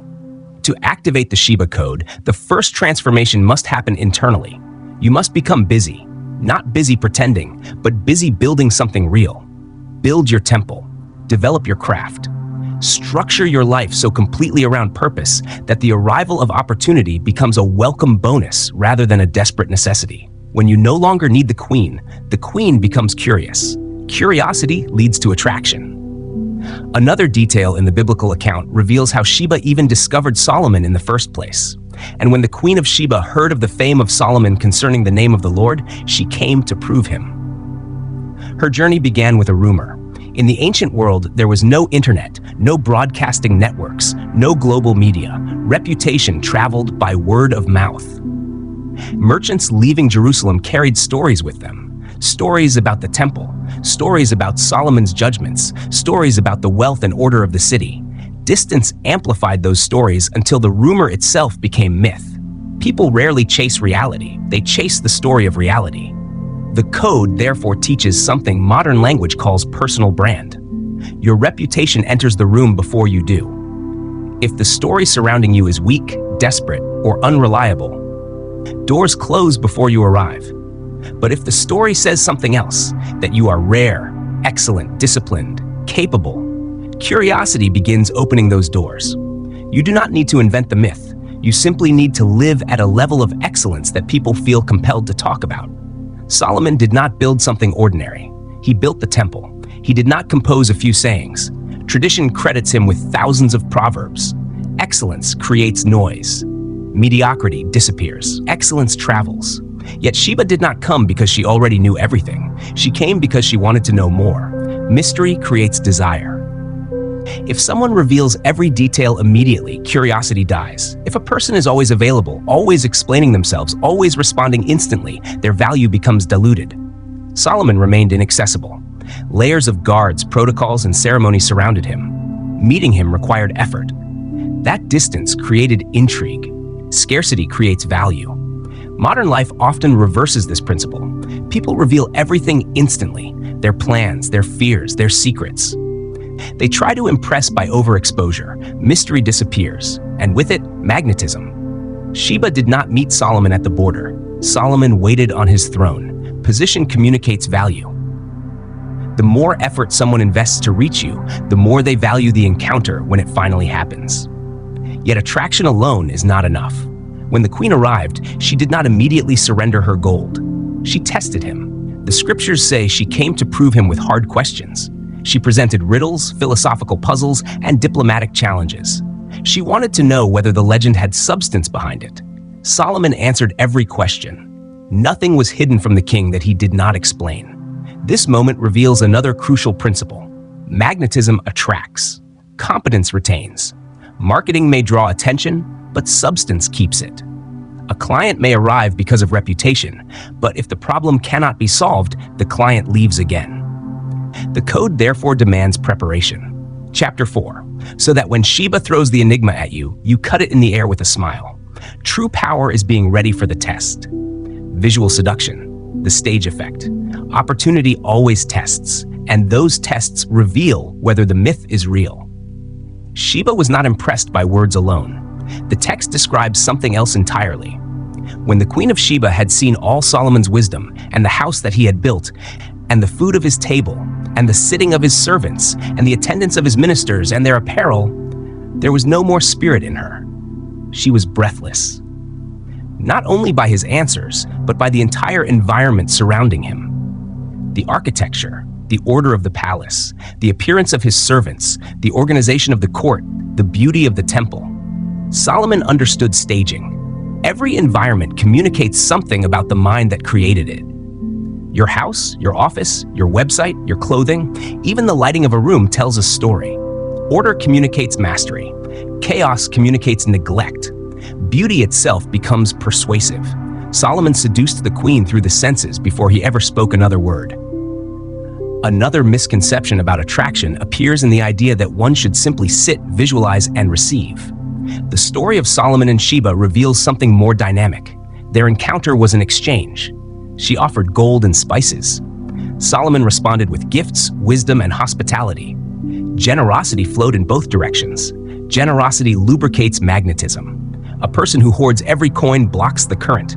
A person who gives intelligently signals abundance. Solomon did not give gifts to purchase her favor. He gave them because he already possessed more than enough. That confidence itself created attraction. The encounter also reflects a deeper polarity, often symbolized as king and queen. Ancient Ethiopian traditions even claim their meeting produced a son, Menelik. Whether literal or symbolic, the meaning is clear. When strong masculine direction meets strong feminine receptivity, creation occurs. Magnetism requires polarity. Ambiguity weakens attraction. Clear identity strengthens it. Yet even powerful encounters must end. The biblical account concludes with a quiet detail. The Queen of Sheba eventually returned to her own land. Solomon did not beg her to stay. He did not attempt to imprison her attention. He let her go. This is the highest form of detachment. When someone attempts to possess beauty too tightly, beauty dies. A butterfly captured in a fist cannot survive. Solomon understood that he himself was the temple. Visitors arrive. Visitors leave. The temple remains. Emotional independence preserves magnetism. When someone knows their value exists independently of who stays or leaves, they remain the center of their own gravity. Two types of attraction exist in the world. The first resembles a black hole, constantly absorbing, constantly needing. It attracts victims and chaos. The second resembles the sun. The sun radiates energy without depletion. Planets gather around it naturally. Solomon behaved like the sun. People came to warm themselves in the light of his wisdom, and in gratitude they offered gold. Ask a simple question. When people leave your presence, do they feel drained or energized? The answer reveals which force you embody. Magnetism also attracts danger. Everyone wants proximity to the throne. Everyone wants to be the king's friend. This is where you need the sword of chapter 4. Not every gift is sincere. Some gifts are Trojan horses. Solomon accepted Sheba because she arrived as an equal, a monarch with her own kingdom. Relationships between equals create strength. Dependence creates parasites. Magnetism therefore requires vigilance. Protocol, the magnet ritual. To activate Chapter 6, the polarity must shift from chasing to attracting. The first practice is the initiative fast. For 7 days, stop initiating unnecessary contact. Do not chase conversations, invitations, or validation. Redirect that energy toward improvement, training harder, refining your craft, building your project. Silence initially follows, then curiosity, eventually attraction. The second practice is visual proof of progress. Audit your public image. Remove signals of desperation or complaint. Replace them with evidence of activity, growth, and interesting work. The third practice introduces controlled mystery. When people ask how things are going, resist the urge to explain everything. A simple answer like, "Interesting things are unfolding," leaves curiosity alive. The fourth practice involves generosity without immediate expectation. Offer value, advice, introductions, useful information, and step away. High-status generosity signals abundance. The magnet does not chase iron. Iron moves toward the magnet. And when the internal fire burns strongly enough, even queens will cross deserts to see the source of that light. Chapter 7. A time for everything. In the quiet years near the end of his reign, something subtle changes in Solomon. The great builder of temples, the ruler who once commanded fleets and caravans, now spends longer hours observing rather than commanding. His beard has grown white, and his eyes carry the slow patience of someone who has watched victories, losses, alliances, betrayals, and seasons pass across an entire lifetime. The energy that once built cities has become something more reflective. One evening, he sits down to write. What emerges from his pen becomes one of the most quoted passages ever written. To everything there is a season, and a time to every purpose under heaven. A time to be born, and a time to die. A time to plant, and a time to pluck up that which is planted. A time to kill, and a time to heal. A time to break down, and a time to build. A time to weep, and a time to laugh. For centuries, these words have been read in slow voices, often during funerals or moments of grief. Many people hear them as a poetic resignation, as if Solomon were simply sighing and admitting that life contains suffering. But Solomon was not surrendering to life. He was describing strategy. The passage is not a lament. It is a manual for understanding time. Solomon had discovered something that modern culture constantly forgets. Life does not move in straight lines. It moves in cycles. Modern thinking often imagines success as a constant upward climb. People expect continuous growth, constant productivity, permanent happiness, and uninterrupted progress. The expectation is that if one works hard enough, life should rise in a steady line forever. Nature does not behave that way. A farmer who attempts to harvest wheat during winter does not simply fail. He destroys his tools and risks freezing in the field. A farmer who plants seeds during the scorching heat of summer without rain does not accelerate growth. The seeds burn before they even begin. Many failures occur not because someone lacks talent, intelligence, or effort. They occur because the timing is wrong. The door is closed, yet the person keeps pushing. Meanwhile, another door stands open, quietly waiting, but no one notices because they are obsessed with the wrong one. Welcome to Chapter 7. To activate Chapter 7, let's stop looking at the clock and start looking at the compass. Because patience, in Solomon's language, does not mean waiting helplessly. Patience resembles something more deliberate, the silent tension of a hunter who understands that action becomes powerful only when it happens at the correct moment. The ancient Greeks captured this idea with two different words for time. The first word was chronos. Chronos is the time measured by clocks, seconds, minutes, hours. It is the time that structures workdays and deadlines, the mechanical flow that pushes people from morning into evening. Chronos is linear. It marches forward whether we are ready or not. The second word was kairos. Kairos means the right moment. It cannot be measured with a clock because it is qualitative rather than numerical. Kairos describes the instant when preparation and opportunity suddenly meet. Chronos is the ticking clock. Kairos is the open door. Solomon lived according to Kairos. He did not stare anxiously at the hourglass trying to control the flow of minutes. Instead, he watched for signals. When the moment demanded war, he acted decisively. When the moment called for peace, he traded built alliances, and expanded prosperity. Modern people often live trapped inside Chronos. They create artificial deadlines for life itself. Success must happen by a certain age. Relationships must follow a schedule. Wealth must arrive quickly. This urgency disconnects people from natural cycles. Haste introduces error. Relationships are rushed before trust exists. Businesses launch before foundations are stable. Investments appear during moments of panic because impatience demands movement. Solomon saw time differently. He understood that every life passes through seasons. The first season is winter. Winter often feels empty from the outside. Projects stall, opportunities appear distant, and the world grows quiet. Many people panic during winter and attempt to force activity simply to prove that something is happening. But winter has its purpose. Under frozen soil, roots grow stronger.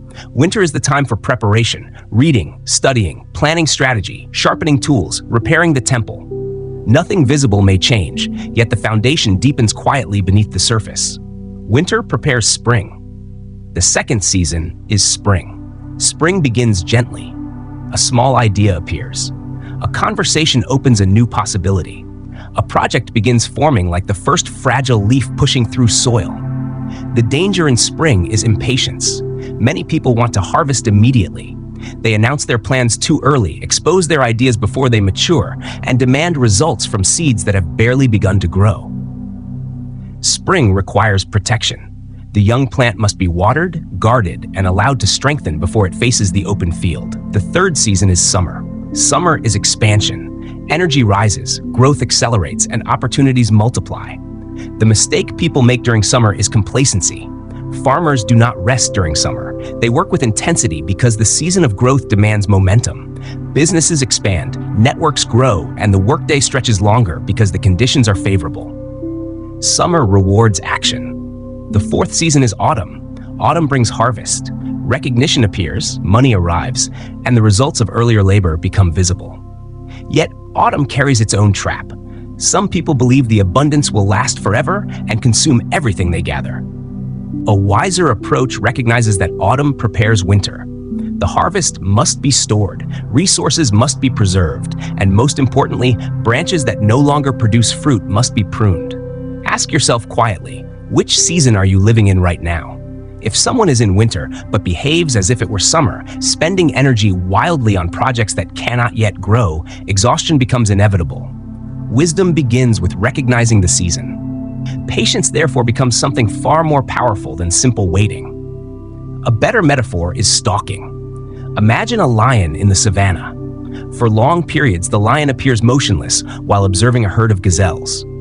From a distance, the animal might look lazy, but every muscle is alert. The lion measures wind direction, distance, and movement. It waits for the exact moment when the gazelle lowers its head to drink. In that instant, the lion explodes. Patience is tension. It resembles an arrow pulled back in a bow, held steady while the archer studies the target. Holding the bow requires discipline because anxiety whispers that the arrow should be released immediately. Many people release too early. They launch the product before preparing the market. They confess love before attraction exists. They sell investments before the growth has matured. They fail not because they were wrong. They fail because they were early. Solomon warned against another extreme as well. He that observeth the wind shall not sow, and he that regardeth the clouds shall not reap. Waiting for the right moment does not mean waiting for perfect conditions. Perfect conditions rarely exist. Kairos opens briefly like a window. When the moment appears, hesitation becomes dangerous. Action must follow. Another line in Solomon's writing sounds harsh to modern ears. A time to kill and a time to heal. The phrase does not describe cruelty. It describes closure. Some projects must end. Some relationships must end. Some versions of ourselves must end. Weak leadership prolongs decline. Businesses continue long after failure is obvious. Toxic partnerships remain alive because people fear confrontation. Solomon's code allows decisive endings. If the horse is dead, dismount. If the tree is rotten, cut it before the disease spreads. Take out the sword of chapter 4, kill it fast, mourn, and keep moving. Ending something is not destruction. It creates space for renewal. Another rhythm Solomon respected was the Sabbath. Many people interpret the Sabbath only as religious tradition, yet it also functions as a practical technology of restoration. Even the story of creation describes 6 days of work, followed by a day of rest.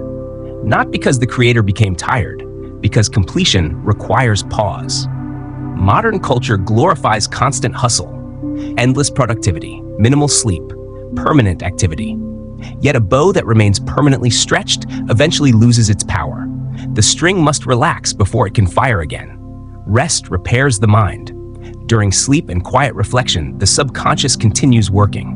Many of the most valuable insights appear not during meetings, but during silent walks or moments of stillness.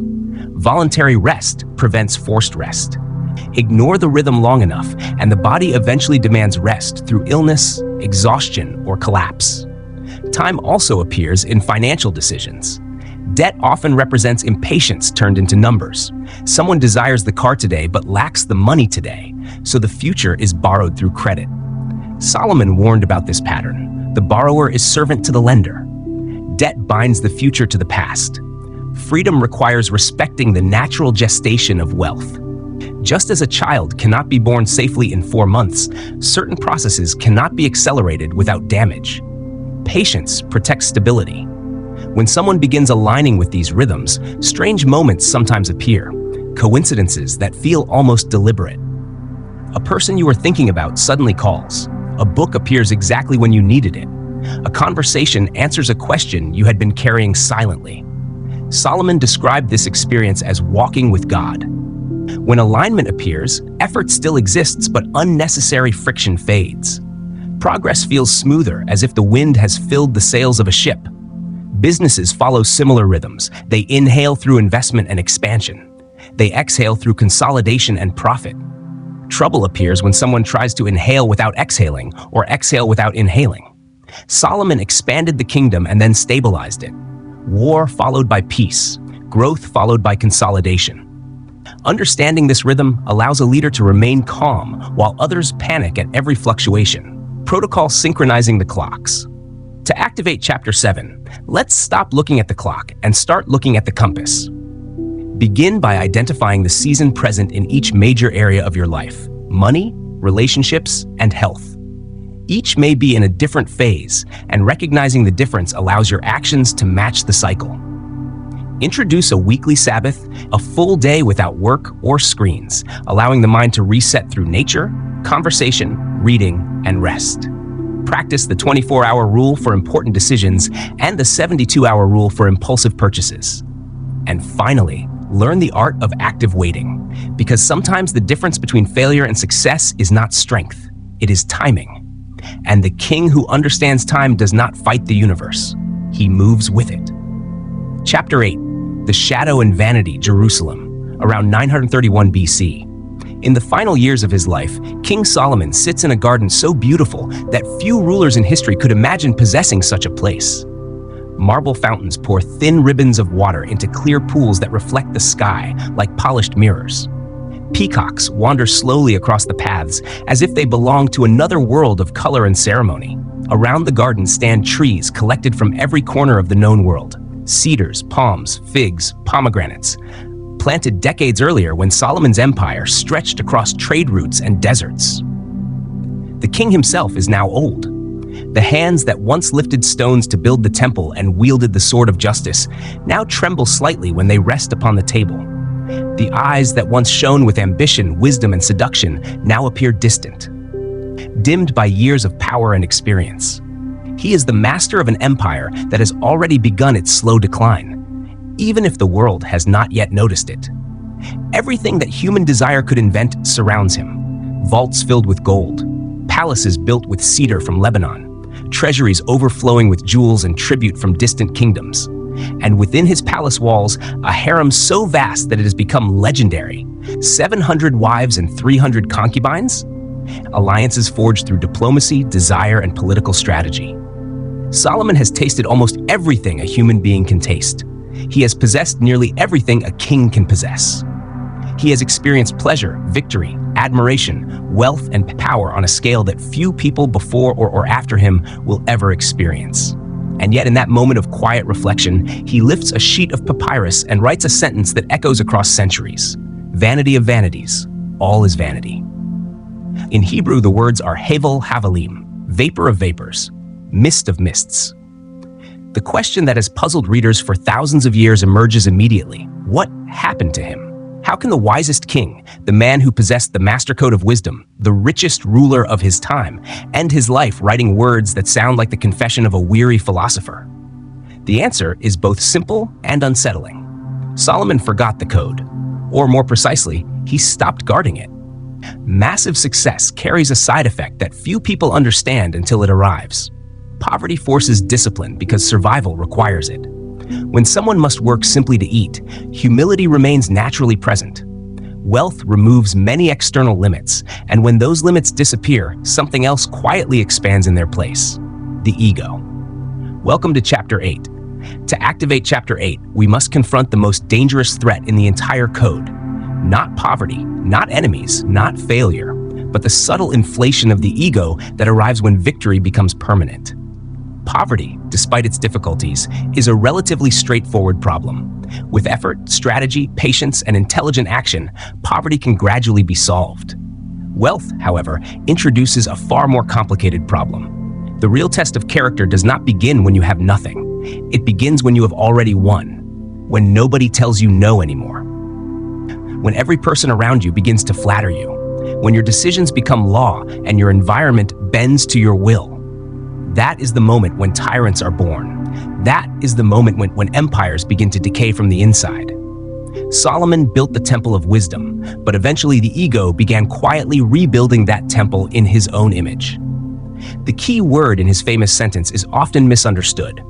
In modern languages, the translation, vanity, makes people imagine superficial pride or someone staring at their reflection in a mirror. But the original Hebrew word hevel carries a deeper meaning. Hevel means vapor, smoke, breath, mist that appears for a moment and disappears into the air. Solomon was not saying that life has no value. He was saying that life cannot be grasped. Imagine trying to capture smoke with your hands. You see it clearly rising from the fire, twisting and shaping itself in the air. It seems almost solid for a moment. Yet when you close your fingers around it, nothing remains in your hand. The same phenomenon occurs with many of the things people spend their lives chasing. You believe that when you earn the first $1 million, you will finally feel secure. Yet the day after the money arrives, a new anxiety appears. Fear of losing it, or the desire to reach 2 million. You believe that when you marry the perfect partner, happiness will remain forever. Yet routine slowly arrives, and the intensity of passion quietly transforms into something different. Satisfaction evaporates, like mist in the morning sun. Solomon discovered something that many successful people eventually encounter: the law of diminishing returns. The first glass of wine is delicious, the 10th makes the head spin, the 20th destroys the body. More is not always better. More simply becomes more vapor. Carl Jung expressed this dynamic in a sentence that could describe Solomon perfectly. The greater the light, the larger the shadow. Solomon shone brighter than almost any ruler of his era. His wisdom attracted ambassadors and philosophers from across the ancient world. His wealth turned Jerusalem into a center of trade, politics, and culture. But the brighter the light became, the darker and larger his shadow grew behind him. What was Solomon's shadow? Not merely sexual desire, but the deeper impulse to possess everything. All wisdom, all wealth, all women, all admiration. The archetype of the king contains a hidden danger, the temptation to devour the world rather than serve it.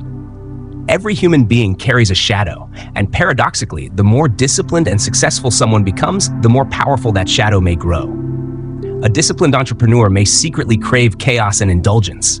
A respected spiritual leader may secretly hunger for admiration and power. A celebrated athlete may hide addictions that contradict the image of perfection. History repeats this pattern endlessly. The admired CEO discovered in scandal. The spiritual teacher exposed as a fraud. The champion athlete destroyed by excess. These people are not always hypocrites. They are individuals whose light became strong while their shadow remained unconscious. Solomon believed he could control his shadow. He convinced himself that marrying hundreds of foreign women was simply diplomacy, a way to build alliances and maintain peace between kingdoms. He told himself that wisdom would protect him from corruption. But slowly, the influence of those alliances changed the spiritual center of his kingdom. Little by little, foreign temples appeared. Little by little, priorities shifted. Little by little, the code weakened. The lesson hidden in that story is uncomfortable but undeniable. No one becomes too powerful to fall. In fact, the louder the rise, the louder the fall. Success behaves like a hallucinogenic drug. It whispers dangerous ideas into the mind of the victor. I achieved this. I am a genius. I am special. The rules do not apply to me. The person forgets the mentors who helped, the timing that opened doors, the coincidences that created opportunity. Slowly, the ego replaces humility with self-worship. And when that happens, the temple changes its dedication. It stops being the house of wisdom. It becomes the temple of the ego. The moment the ego claims ownership of something larger than itself, decay begins. Because the ego is a closed system. Inspiration flows through open systems.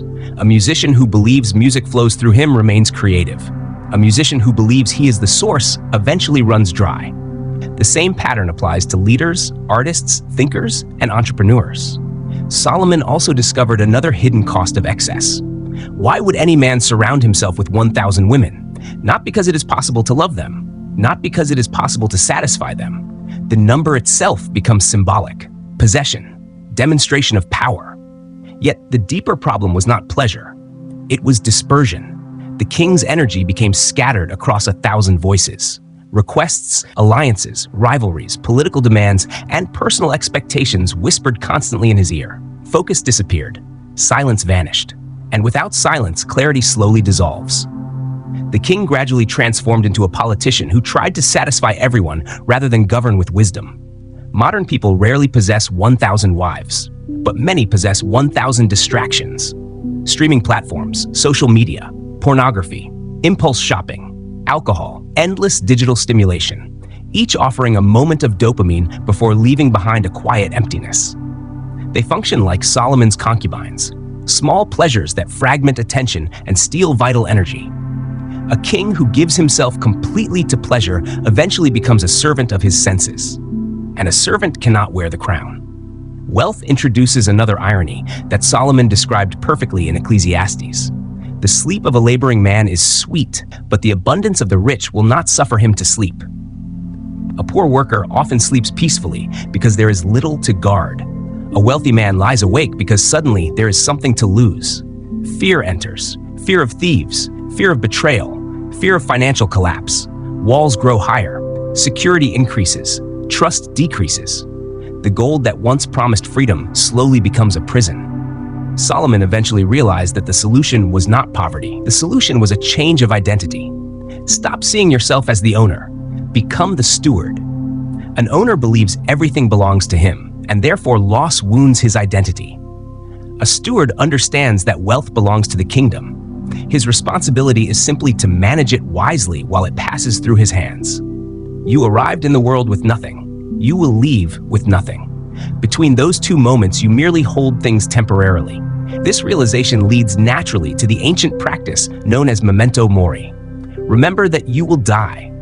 Death appears frightening to the ego because it ends the illusion of permanence.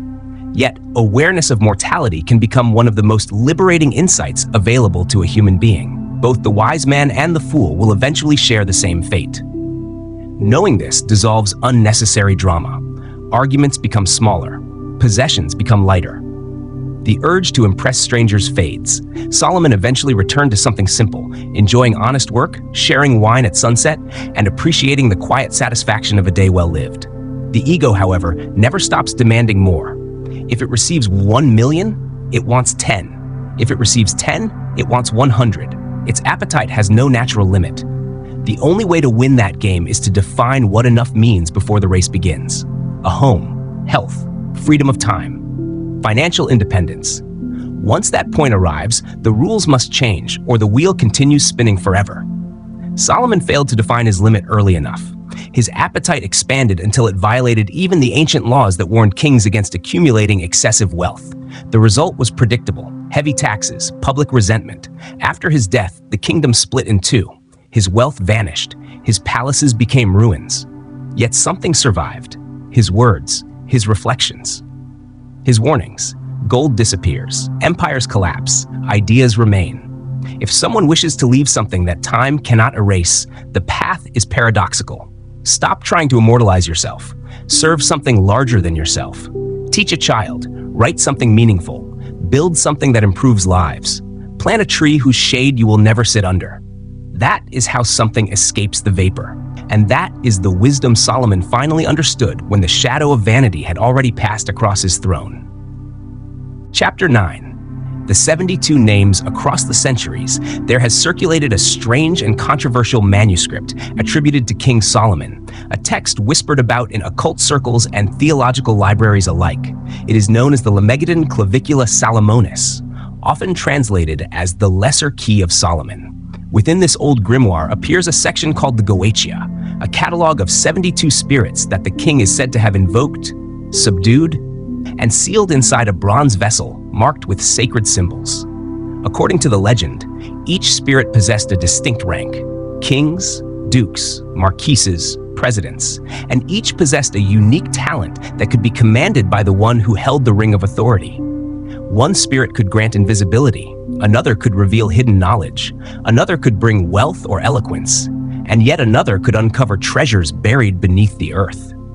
To the superstitious mind, such a text appears to describe rituals, smoke, and supernatural beings obeying magical commands.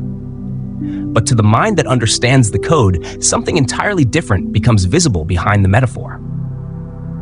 Solomon was not summoning ghosts, he was organizing talent. The 72 spirits represent a network, a cabinet of powerful individuals, advisors, generals, merchants, engineers, spies, and diplomats whose skills were dangerous, specialized, and extraordinarily valuable. These figures were not easy personalities.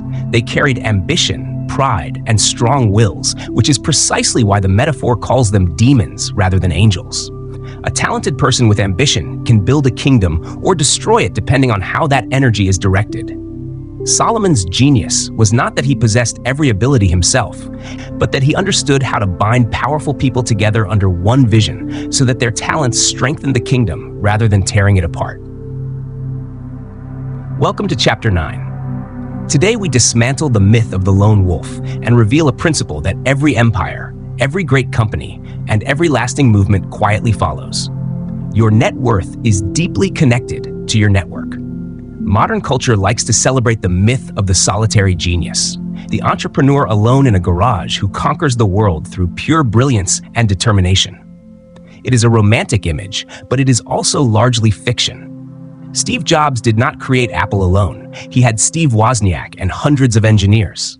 Elon Musk directs companies that employ thousands of brilliant specialists. Solomon himself did not physically build the Temple of Jerusalem.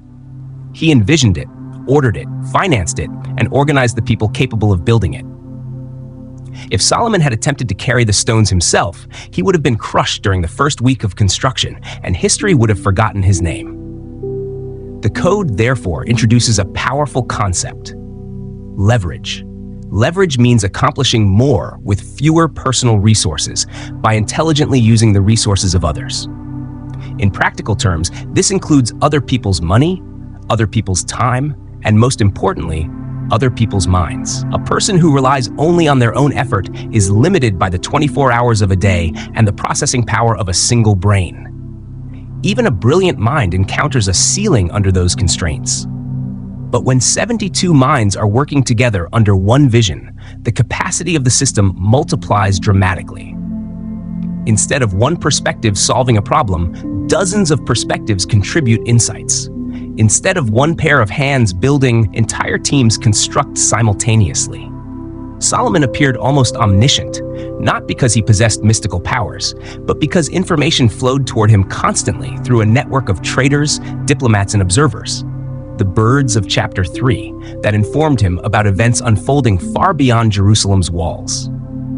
The modern impulse to do everything alone often hides a subtle fear of trust and delegation. Yet the code suggests a different approach. Stop trying to be the worker, the accountant, the strategist, the marketer, and the technician simultaneously. A king does not try to master every craft personally. A king identifies masters and gives them space to work. The number 72 in the ancient text also reflects another principle: specialization. Each spirit in the legend carried a precise domain of expertise. One knew languages, another knew hidden treasures, another knew strategy or persuasion.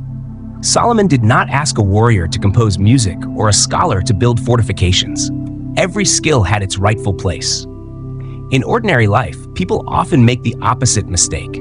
They ask relatives or friends with average abilities to perform critical tasks simply because they are available.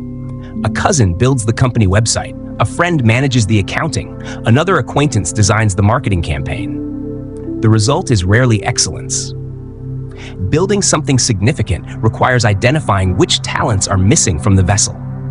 Perhaps you need a fierce lawyer who can defend the kingdom's boundaries. Perhaps you need a meticulous accountant who guards the flow of gold. Perhaps you need a brilliant marketer capable of turning ideas into attention. Perhaps you need a sales leader whose courage allows them to face rejection without hesitation. These individuals are intense personalities, sometimes difficult, sometimes expensive, but their competence transforms ordinary operations into powerful engines. The king's role is not to surpass them in their own craft. The king's role is to coordinate them. If you are always the smartest person in the room is too small for your ambition. Surrounding yourself with people who slightly intimidate you with their competence ensures that every part of your temple is built by someone who truly understands the material they are shaping. One of Solomon's most instructive alliances appears in the biblical account of his partnership with Hiram, king of Tyre. Solomon possessed agricultural abundance and strategic land routes, while Hiram controlled forests of high-quality cedar and a maritime fleet capable of transporting goods across the Mediterranean. Rather than competing, they formed a pact. Solomon provided wheat and oil, Hiram provided timber and skilled craftsmen, and together they built projects that neither kingdom could have completed alone. That alliance demonstrates the principle of complementarity. Successful partnerships rarely arise between identical personalities. Two visionaries without execution starve among their ideas, while two managers without creativity rarely innovate. True synergy emerges when strengths and weaknesses interlock like pieces of a puzzle. If you are imaginative but disorganized, seek a partner who thrives on order. If you are technically brilliant but socially reserved, collaborate with someone whose charisma attracts opportunity. The power of collaboration lies precisely in the fact that no individual possesses every strength. Yet assembling a network of talented people introduces another challenge. How do you keep such powerful individuals aligned with your vision? In ancient legends, Solomon bound the spirits with seals engraved on his ring so they could not disobey him. In the real world, the equivalent seal is not magic, but alignment of interests. Ambitious people rarely serve a vision purely out of loyalty. They serve when the relationship advances their own ambitions as well. Money, recognition, influence, freedom, and opportunity act as modern seals that bind talented individuals into cooperative structures. Solomon understood what each neighboring ruler desired and negotiated accordingly. When the Queen of Sheba visited his court, he offered gifts and knowledge that matched her curiosity and ambition. A strong network therefore functions like a circle of mutual advantage. When people benefit from your success, they naturally defend and strengthen it. If at any point your partnership begins to feel like a burden rather than an opportunity, the seal weakens and the alliance becomes unstable. Another interpretation of the 72 names appears in mystical traditions of the Kabbalah, where the names represent sacred combinations of Hebrew letters believed to channel different energies: protection, prosperity, healing, clarity. Whether one accepts the mystical symbolism or not, the metaphor reveals another insight about networks. The people surrounding you influence your internal state. Human beings function like antennas. The emotional and intellectual climate of a group slowly reshapes the mindset of each individual within it. If someone spends years among people who constantly complain and surrender to despair, that atmosphere gradually becomes normal. But if someone surrounds themselves with ambitious, disciplined, ethical individuals, the psychological environment begins pulling them toward higher standards. That is why the code emphasizes protecting your inner circle. Your Holy of Holies, Chapter 2, with a flaming sword. Do not let just anyone enter that space. A single toxic individual can disrupt the harmony of an entire group. History also reminds us that powerful networks must be managed carefully. strong generals can overthrow a weak king. Jeroboam, once one of Solomon's capable servants, eventually rebelled and helped divide the kingdom after Solomon's death. Talent requires respect, balance, and recognition. A king cannot treat powerful allies like servants without provoking resentment, nor can he surrender authority completely without losing control. The equilibrium lies in acknowledging their value while maintaining the clarity of leadership. Napoleon once remarked that a soldier will fight fiercely for a small ribbon of honor. Recognition, titles, and respect often motivate talented individuals more deeply than simple payment. Solomon practiced diplomacy as another extension of this network strategy. Although he possessed a formidable army of chariots, he often preferred alliances to conflict. His marriage to the daughter of the Egyptian pharaoh secured his southern border without a single battle. Strategic partnerships replaced unnecessary wars, conserving resources and expanding influence through cooperation. In modern terms, this resembles joint ventures and strategic partnerships rather than destructive competition. Another powerful role within any network is the connector, the person who introduces valuable individuals to one another. Often, the most influential person in a room is not the richest or the most talented, but the one who understands how to link talent with opportunity. By connecting a skilled entrepreneur with a capable investor, or introducing two specialists whose work complements each other, the connector creates value without producing anything tangible. Solomon occupied that central node in the ancient world.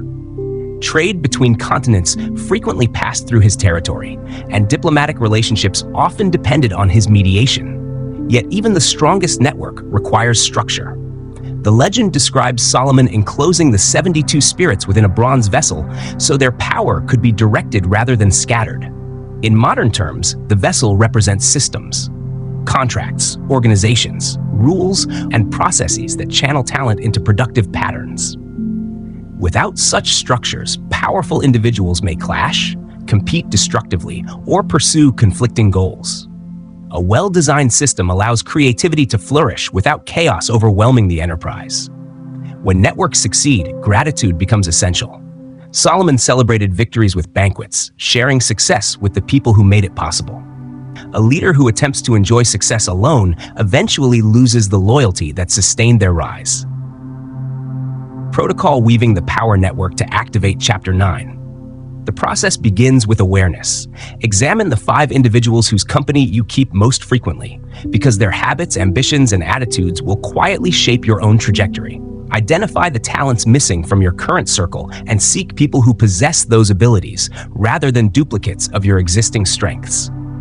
Approach powerful individuals with value rather than requests.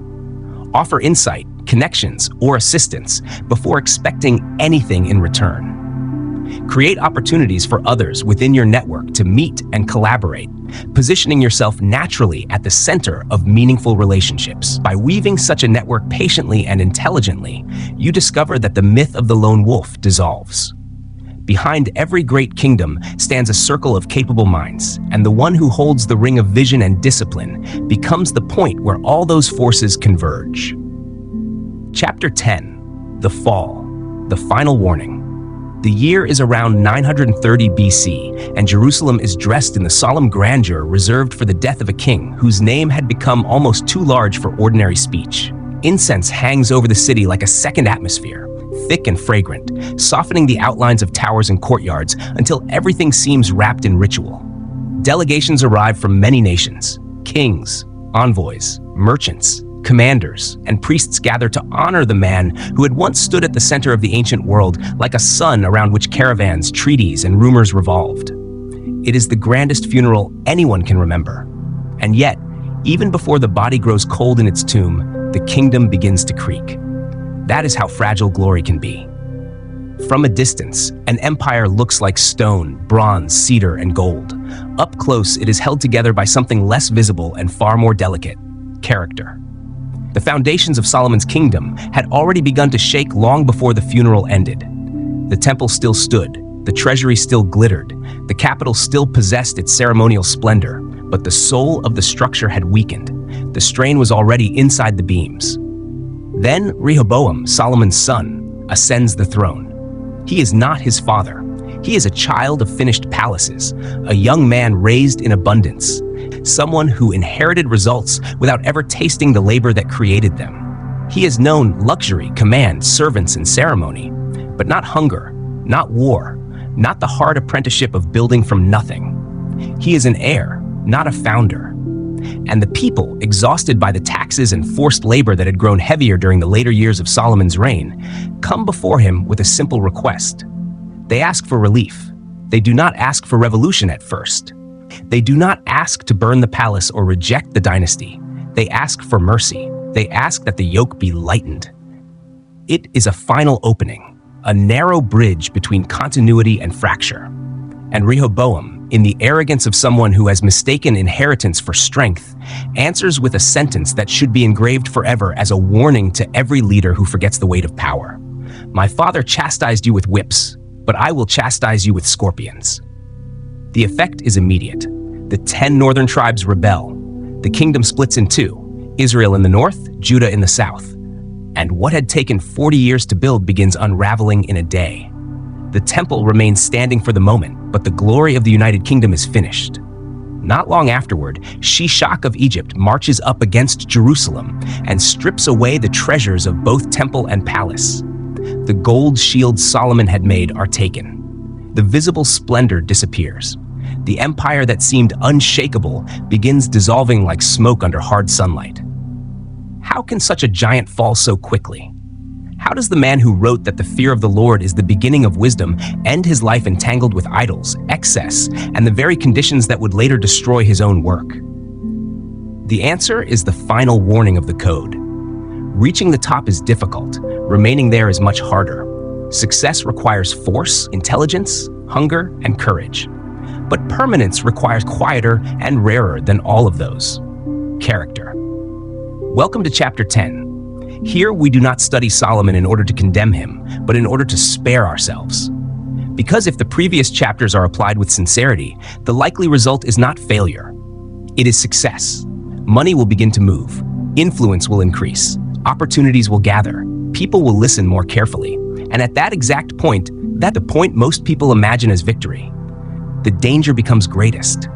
The real enemy often appears after the battle seems won. That is why this chapter is an autopsy, not of a fool, but of the wisest successful man in the world. And what the autopsy reveals first is drift. Solomon did not wake up one morning and announce to himself that he intended to sabotage his legacy, worship false gods, overburden his people, and fracture his kingdom. Evil rarely enters so dramatically. It enters by degrees. A ship can leave its course by a single degree and still appear stable in the first hour. Only later, after many miles, does it become obvious that the vessel is on the wrong ocean. That is how decline works. Not as a loud collapse at the beginning, but as a small tolerated deviation repeated until it hardens into a new direction. One more foreign wife, one more altar built as a diplomatic courtesy, one more tax, one more indulgence, one more compromise dressed in the language of practicality. The inner phrase that justifies all of it is always the same: I can handle it. That sentence ruins more lives than open vice. It sounds mature, almost confident, but often it is simply vanity wearing the mask of self-command. The code says something far less flattering and far more useful. What you tolerate persists, and what persists eventually grows. When money begins flowing, expenses stop being examined carefully. When marriage feels secure, effort relaxes. When the body becomes strong, discipline loosens. When the kingdom is stable, vigilance fades. And that relaxation, not always dramatic, often comfortable and almost reasonable, becomes the opening through which decay enters. Solomon stopped guarding the gates of the temple. Water did not rush in all at once. It seeped in quietly, drop by drop, until the sanctuary itself had begun to rot from within. This pattern becomes even clearer when viewed through the 3 laws given in Deuteronomy for the kings of Israel. These were not random rules. They were security lines, boundaries designed to protect the soul of the ruler from the intoxication of power. And Solomon broke all 3. The first concerned horses. The king, it said, should not multiply horses to himself. In the ancient world, horses and chariots represented military strength, speed, shock, and worldly security. They were the tanks of their age. Solomon accumulated them in great number, 12,000 horsemen and 1,400 chariots, and with that accumulation came something subtle: paranoia. The moment a ruler begins basing his safety on force alone, he must live wondering who possesses greater force. Trust shifts from covenant to steel, from inner order to outer intimidation. Security becomes external, and whatever is external can always be outmatched. The second law concerned wives. We have already touched this wound, but its depth matters.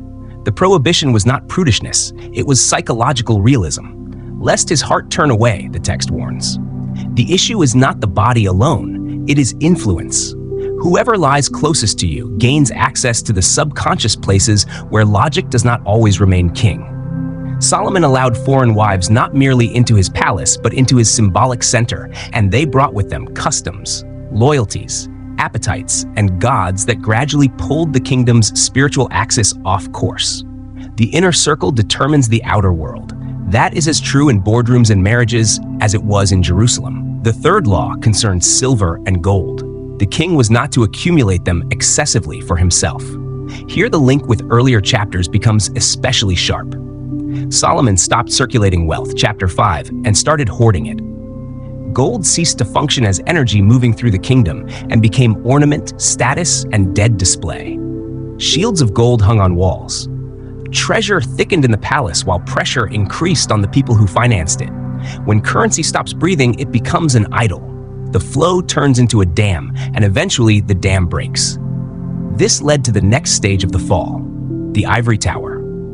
At first, the people accepted sacrifice because the temple was being built, and a sacred center gives meaning even to hardship. But after the temple came his own palace, larger and more time-consuming, then houses for wives, then fortresses, then projects upon projects, each with its own demand for labor, taxation, administration, and extraction. Solomon no longer walked close enough to the ordinary pulse of the kingdom. He began to see life through reports, tallies, tribute records, and architectural plans. He saw numbers where he had once seen faces. That is how leaders lose empathy, not usually by deciding to become cruel, but by becoming insulated. If you lose contact with the ground, eventually you legislate from abstraction. The person who no longer smells sweat, no longer hears ordinary complaints directly, no longer knows what bread costs or how long a day's labor feels, begins making intelligent decisions inside a reality that no longer exists. Success isolates.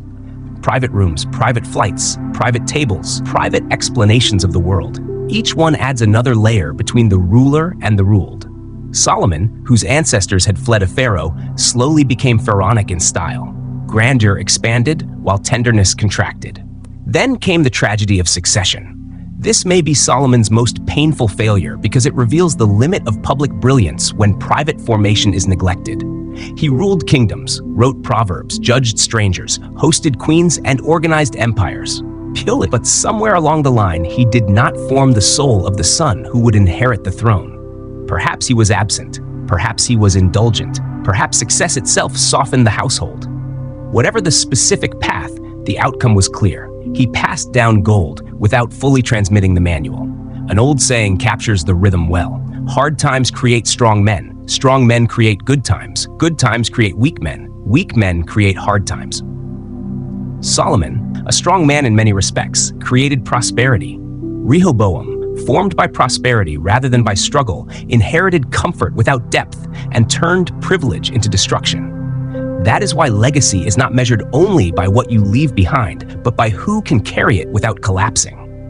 If children inherit wealth without discipline, they inherit a weapon. If successors inherit systems without values, they inherit a machine that eventually devours them. Hunger and character are part of the inheritance. Remove all friction from the next generation, and you may also remove the forging fire that would have given them a ring of power of their own. The modern term for one of Solomon's deepest inner contradictions is striking: the Solomon paradox. It refers to the ability to give remarkably wise advice about other people's problems while remaining blind in one's own emotional life. Solomon could see through disputes, through trade, through politics, through the lies of others. But when you are emotionally involved, you lose perspective. Solomon stopped having counselors of truth. Chapter 4. He surrounded himself with yes-men who said yes to everything. This is not a small detail. It is an engineering failure in the system of the soul. When criticism disappears, correction disappears with it. A plane can fly smoothly for some time with damaged instruments. But if the pilot believes the instruments are unnecessary because the sky looks clear, the mountain eventually arrives. Every leader needs at least one relationship in which status has no power to distort the truth. A friend, a counselor, a spouse, an elder, even a court jester, someone who can puncture vanity before vanity solidifies into policy. Otherwise, reality becomes self-authored fiction. And then the inner demons return. Remember the legend from chapter 1. Solomon controlled the demons with his ring. But symbols grow darker when neglected. The truth hidden there is that vice is never killed permanently. It is managed, chained, kept at bay through vigilance. Lust, greed, boredom, pride, these are not enemies that die once and disappear forever. They wait. They study fatigue. They look for seasons of complacency. This may be why boredom is so dangerous for high-performing people. When the outer world no longer presents challenge, the psyche begins inventing stimulation from within. A person who has conquered every external mountain starts seeking fire just to feel heat again. Curiosity drifts into experimentation, experimentation into compromise, compromise into ritual, ritual into corruption. Whether Solomon opened forbidden doors out of sensuality, diplomacy, theological curiosity, or exhaustion no longer matters. What matters is that he opened them. Lower frequencies re-entered the sanctuary. The magnetic field weakened. The one who had commanded demons slowly became vulnerable to them. And yet the story does not end in total darkness. Solomon's final honesty became his redemption. Ecclesiastes exists because he did not die merely as a self-satisfied tyrant. He looked back over the architecture of his life and admitted the emptiness that had hidden beneath so much visible greatness. Imagine a modern billionaire writing near the end of life that the empire, hope, the status, the performance of power, all of it had failed to produce what they once imagined it would. That is essentially what Solomon did. He climbed the mountain and had the courage to tell everyone below that the summit was not what they thought. That confession is not weakness. It is a gift. His failure became a map. The precipice he fell from became visible to those who came after him. You do not have to repeat his experiment. Wisdom allows one generation to learn from the fractures of another. Experience is an expensive teacher. Testimony is cheaper if one is humble enough to hear it. So how does a person avoid the fall once success arrives? The final section of the code offers not inspiration but maintenance. The first law is the day one law, the preservation of beginner's mind. The moment you believe you are complete, you stop learning. Stagnation follows, then irrelevance, then decay. The white belt mentality is not false modesty. It is a survival strategy. Keep studying, keep asking, keep doing the basics even when your status could excuse you from them. The second law is pruning. Success increases complexity by nature. More projects, more people, more requests, more possessions, more systems, more invitations, more noise. Complexity suffocates. Every 6 months, every year, at regular intervals, life must be cut back. Projects closed, subscriptions canceled, possessions sold, roles simplified. Solomon died under the weight of accumulated complexity. A wiser ruler travels lighter. The third law concerns succession. Do not wait until the final act to reveal the code to those who may inherit your work. Let them see the sweat, not just the architecture. Let them watch difficulty, not just enjoy comfort. Teach not only how to fish, but why fishing matters. Objectives without values create clever predators. Values without discipline create dreamers who cannot hold a kingdom. The fourth law is return to the source. This is what real spirituality means in the code.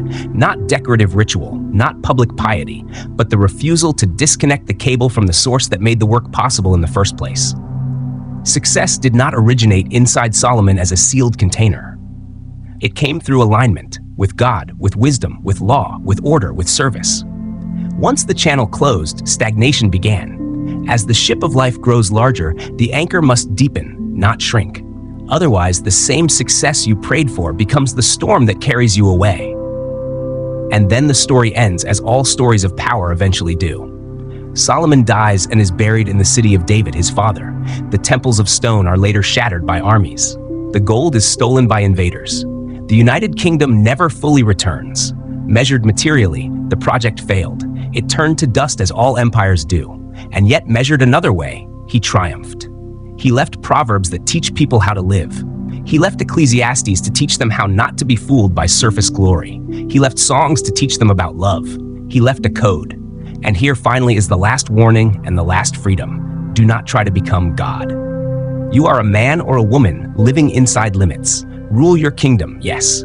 Enjoy the vineyard, the table, the work, the crown that duty places on your head. But remember that you are a tenant, not the landlord.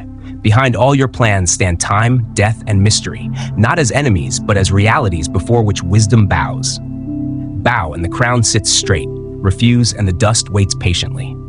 Conclusion: the new king. The scroll comes to its end, and the last echoes of Solomon's voice fade into history.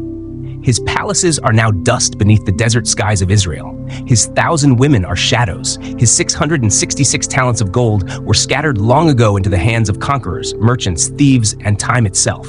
The visible empire is gone, but the code remains. And the reason it remains is simple. It was never made of matter. Matter erodes, stone cracks, gold is stolen, empires divide. Truth survives because it lives wherever it is practiced. What then is the final coronation offered by this story? Not the coronation of another public emperor, but the rise of the sovereign individual, the person who is no longer ruled entirely by appetite, fear, vanity, distraction, drift, or circumstance.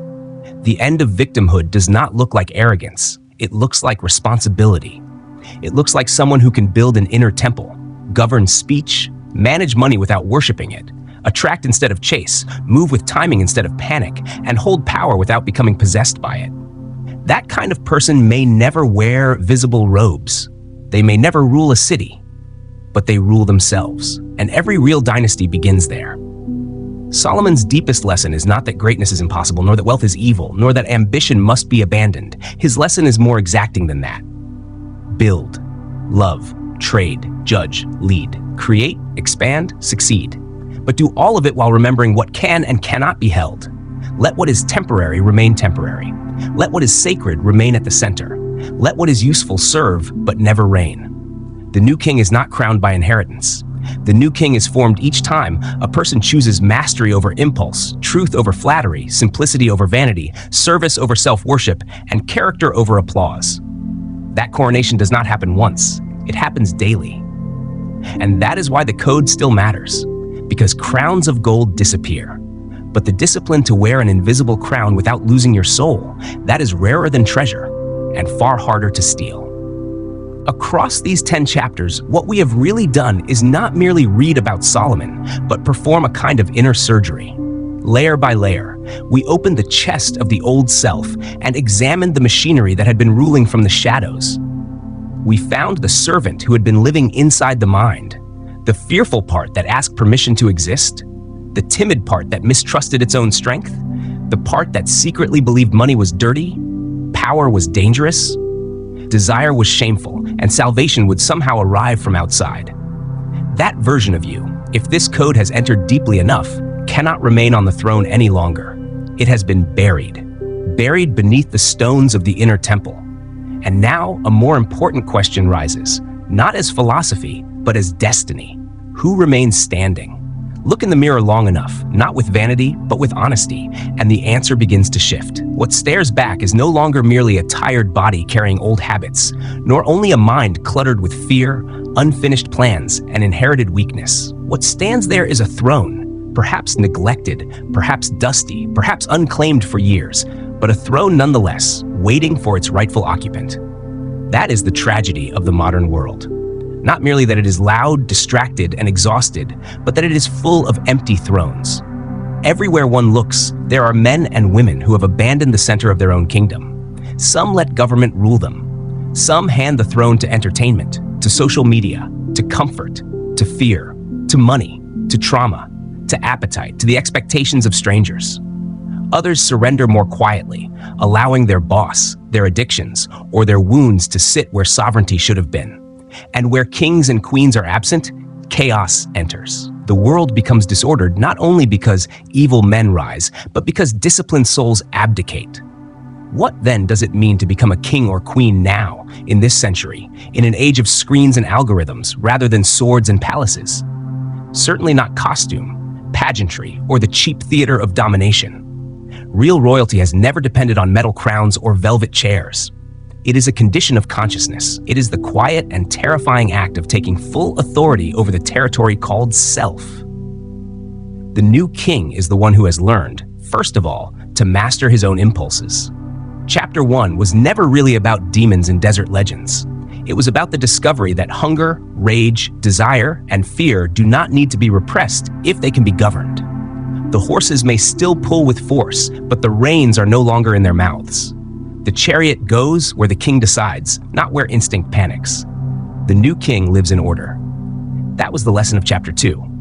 He understands that the state of his room, his body, his work, his schedule, and his surroundings is never a trivial detail.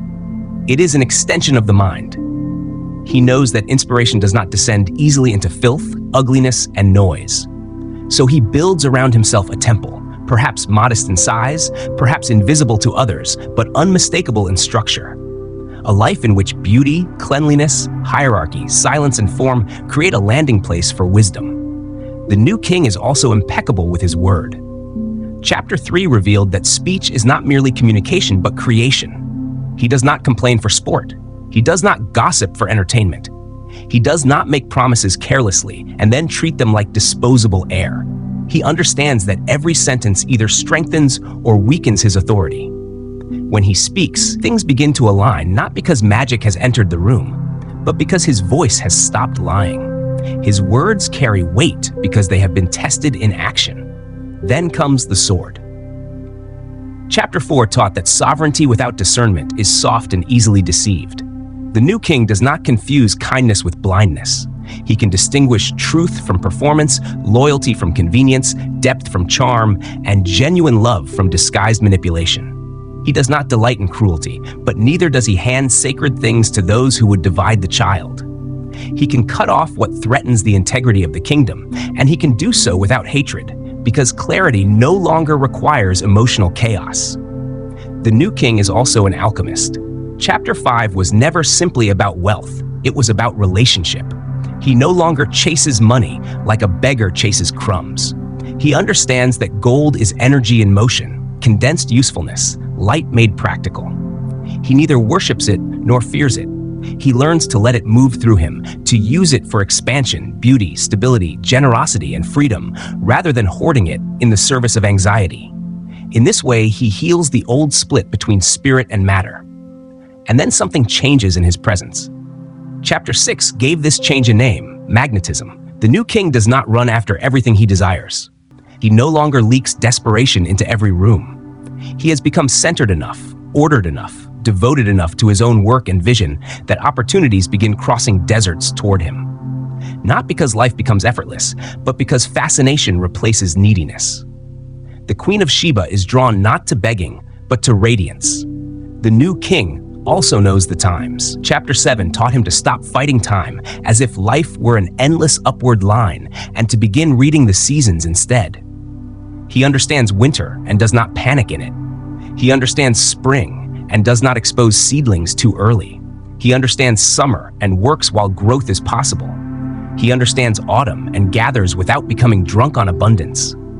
He knows how to wait without becoming passive, how to act without becoming reckless, and how to strike when Kairos opens. The new king watches his shadow. Chapter 8 stripped away the flattery surrounding success and exposed the danger hidden inside triumph. He knows now that all is vapor, that wealth, fame, applause, and possession are poor places to search for permanence. He remembers his mortality. He keeps some reminder, perhaps literal, perhaps inward, that he too will die, and because of that he is protected from the madness of self-worship. He can enjoy the cup without pretending it will satisfy eternity.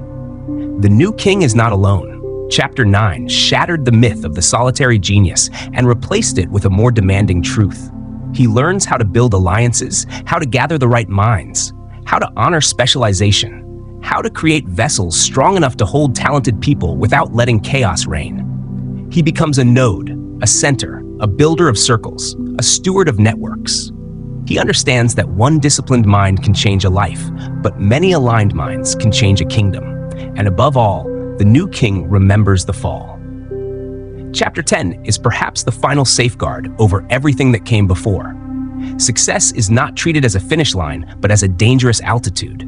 He knows that the day vigilance fades, drift begins. He knows that excess can split dynasties, that yes men are more dangerous than enemies, that greed can become a dam, that inherited comfort can rot character, and that the soul must be maintained with the same seriousness as the empire it sustains. When all these chapters are brought together, the outline of the sovereign individual becomes clear. And that sovereign, if this journey has done its work, is you. Not in some distant future when more money arrives, when the body changes, when recognition comes, when circumstances become easier, when the perfect partner appears, or when the world finally offers a certificate of permission. Sovereignty is never granted from outside.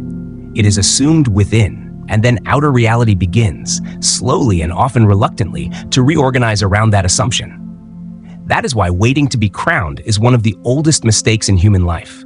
The world does not crown people. The world obeys those who have already accepted inward responsibility.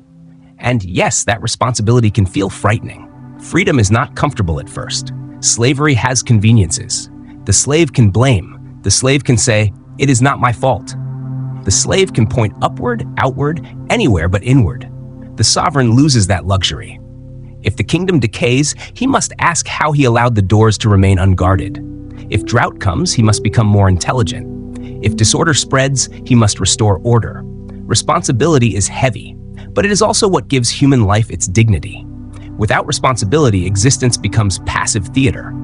With responsibility, even suffering acquires meaning because it belongs to a life that is being authored rather than merely endured. Solomon, for all his brilliance and his failures, has left behind a map. Yet a map is not the territory. He cannot walk for you.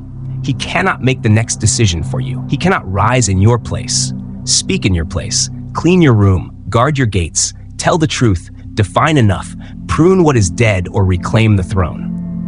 That part begins in the silence after the book closes, and that silence is always the real test.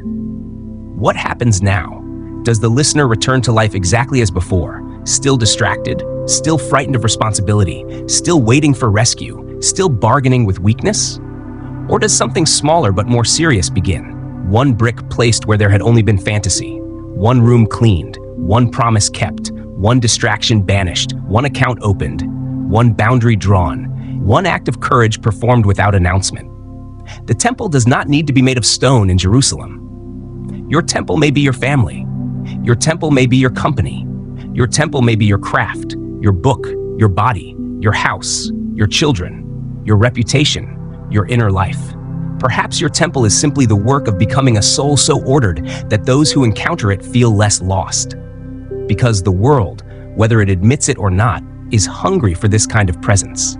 It is fractured, overstimulated, confused, and dark in ways that no amount of entertainment can cure.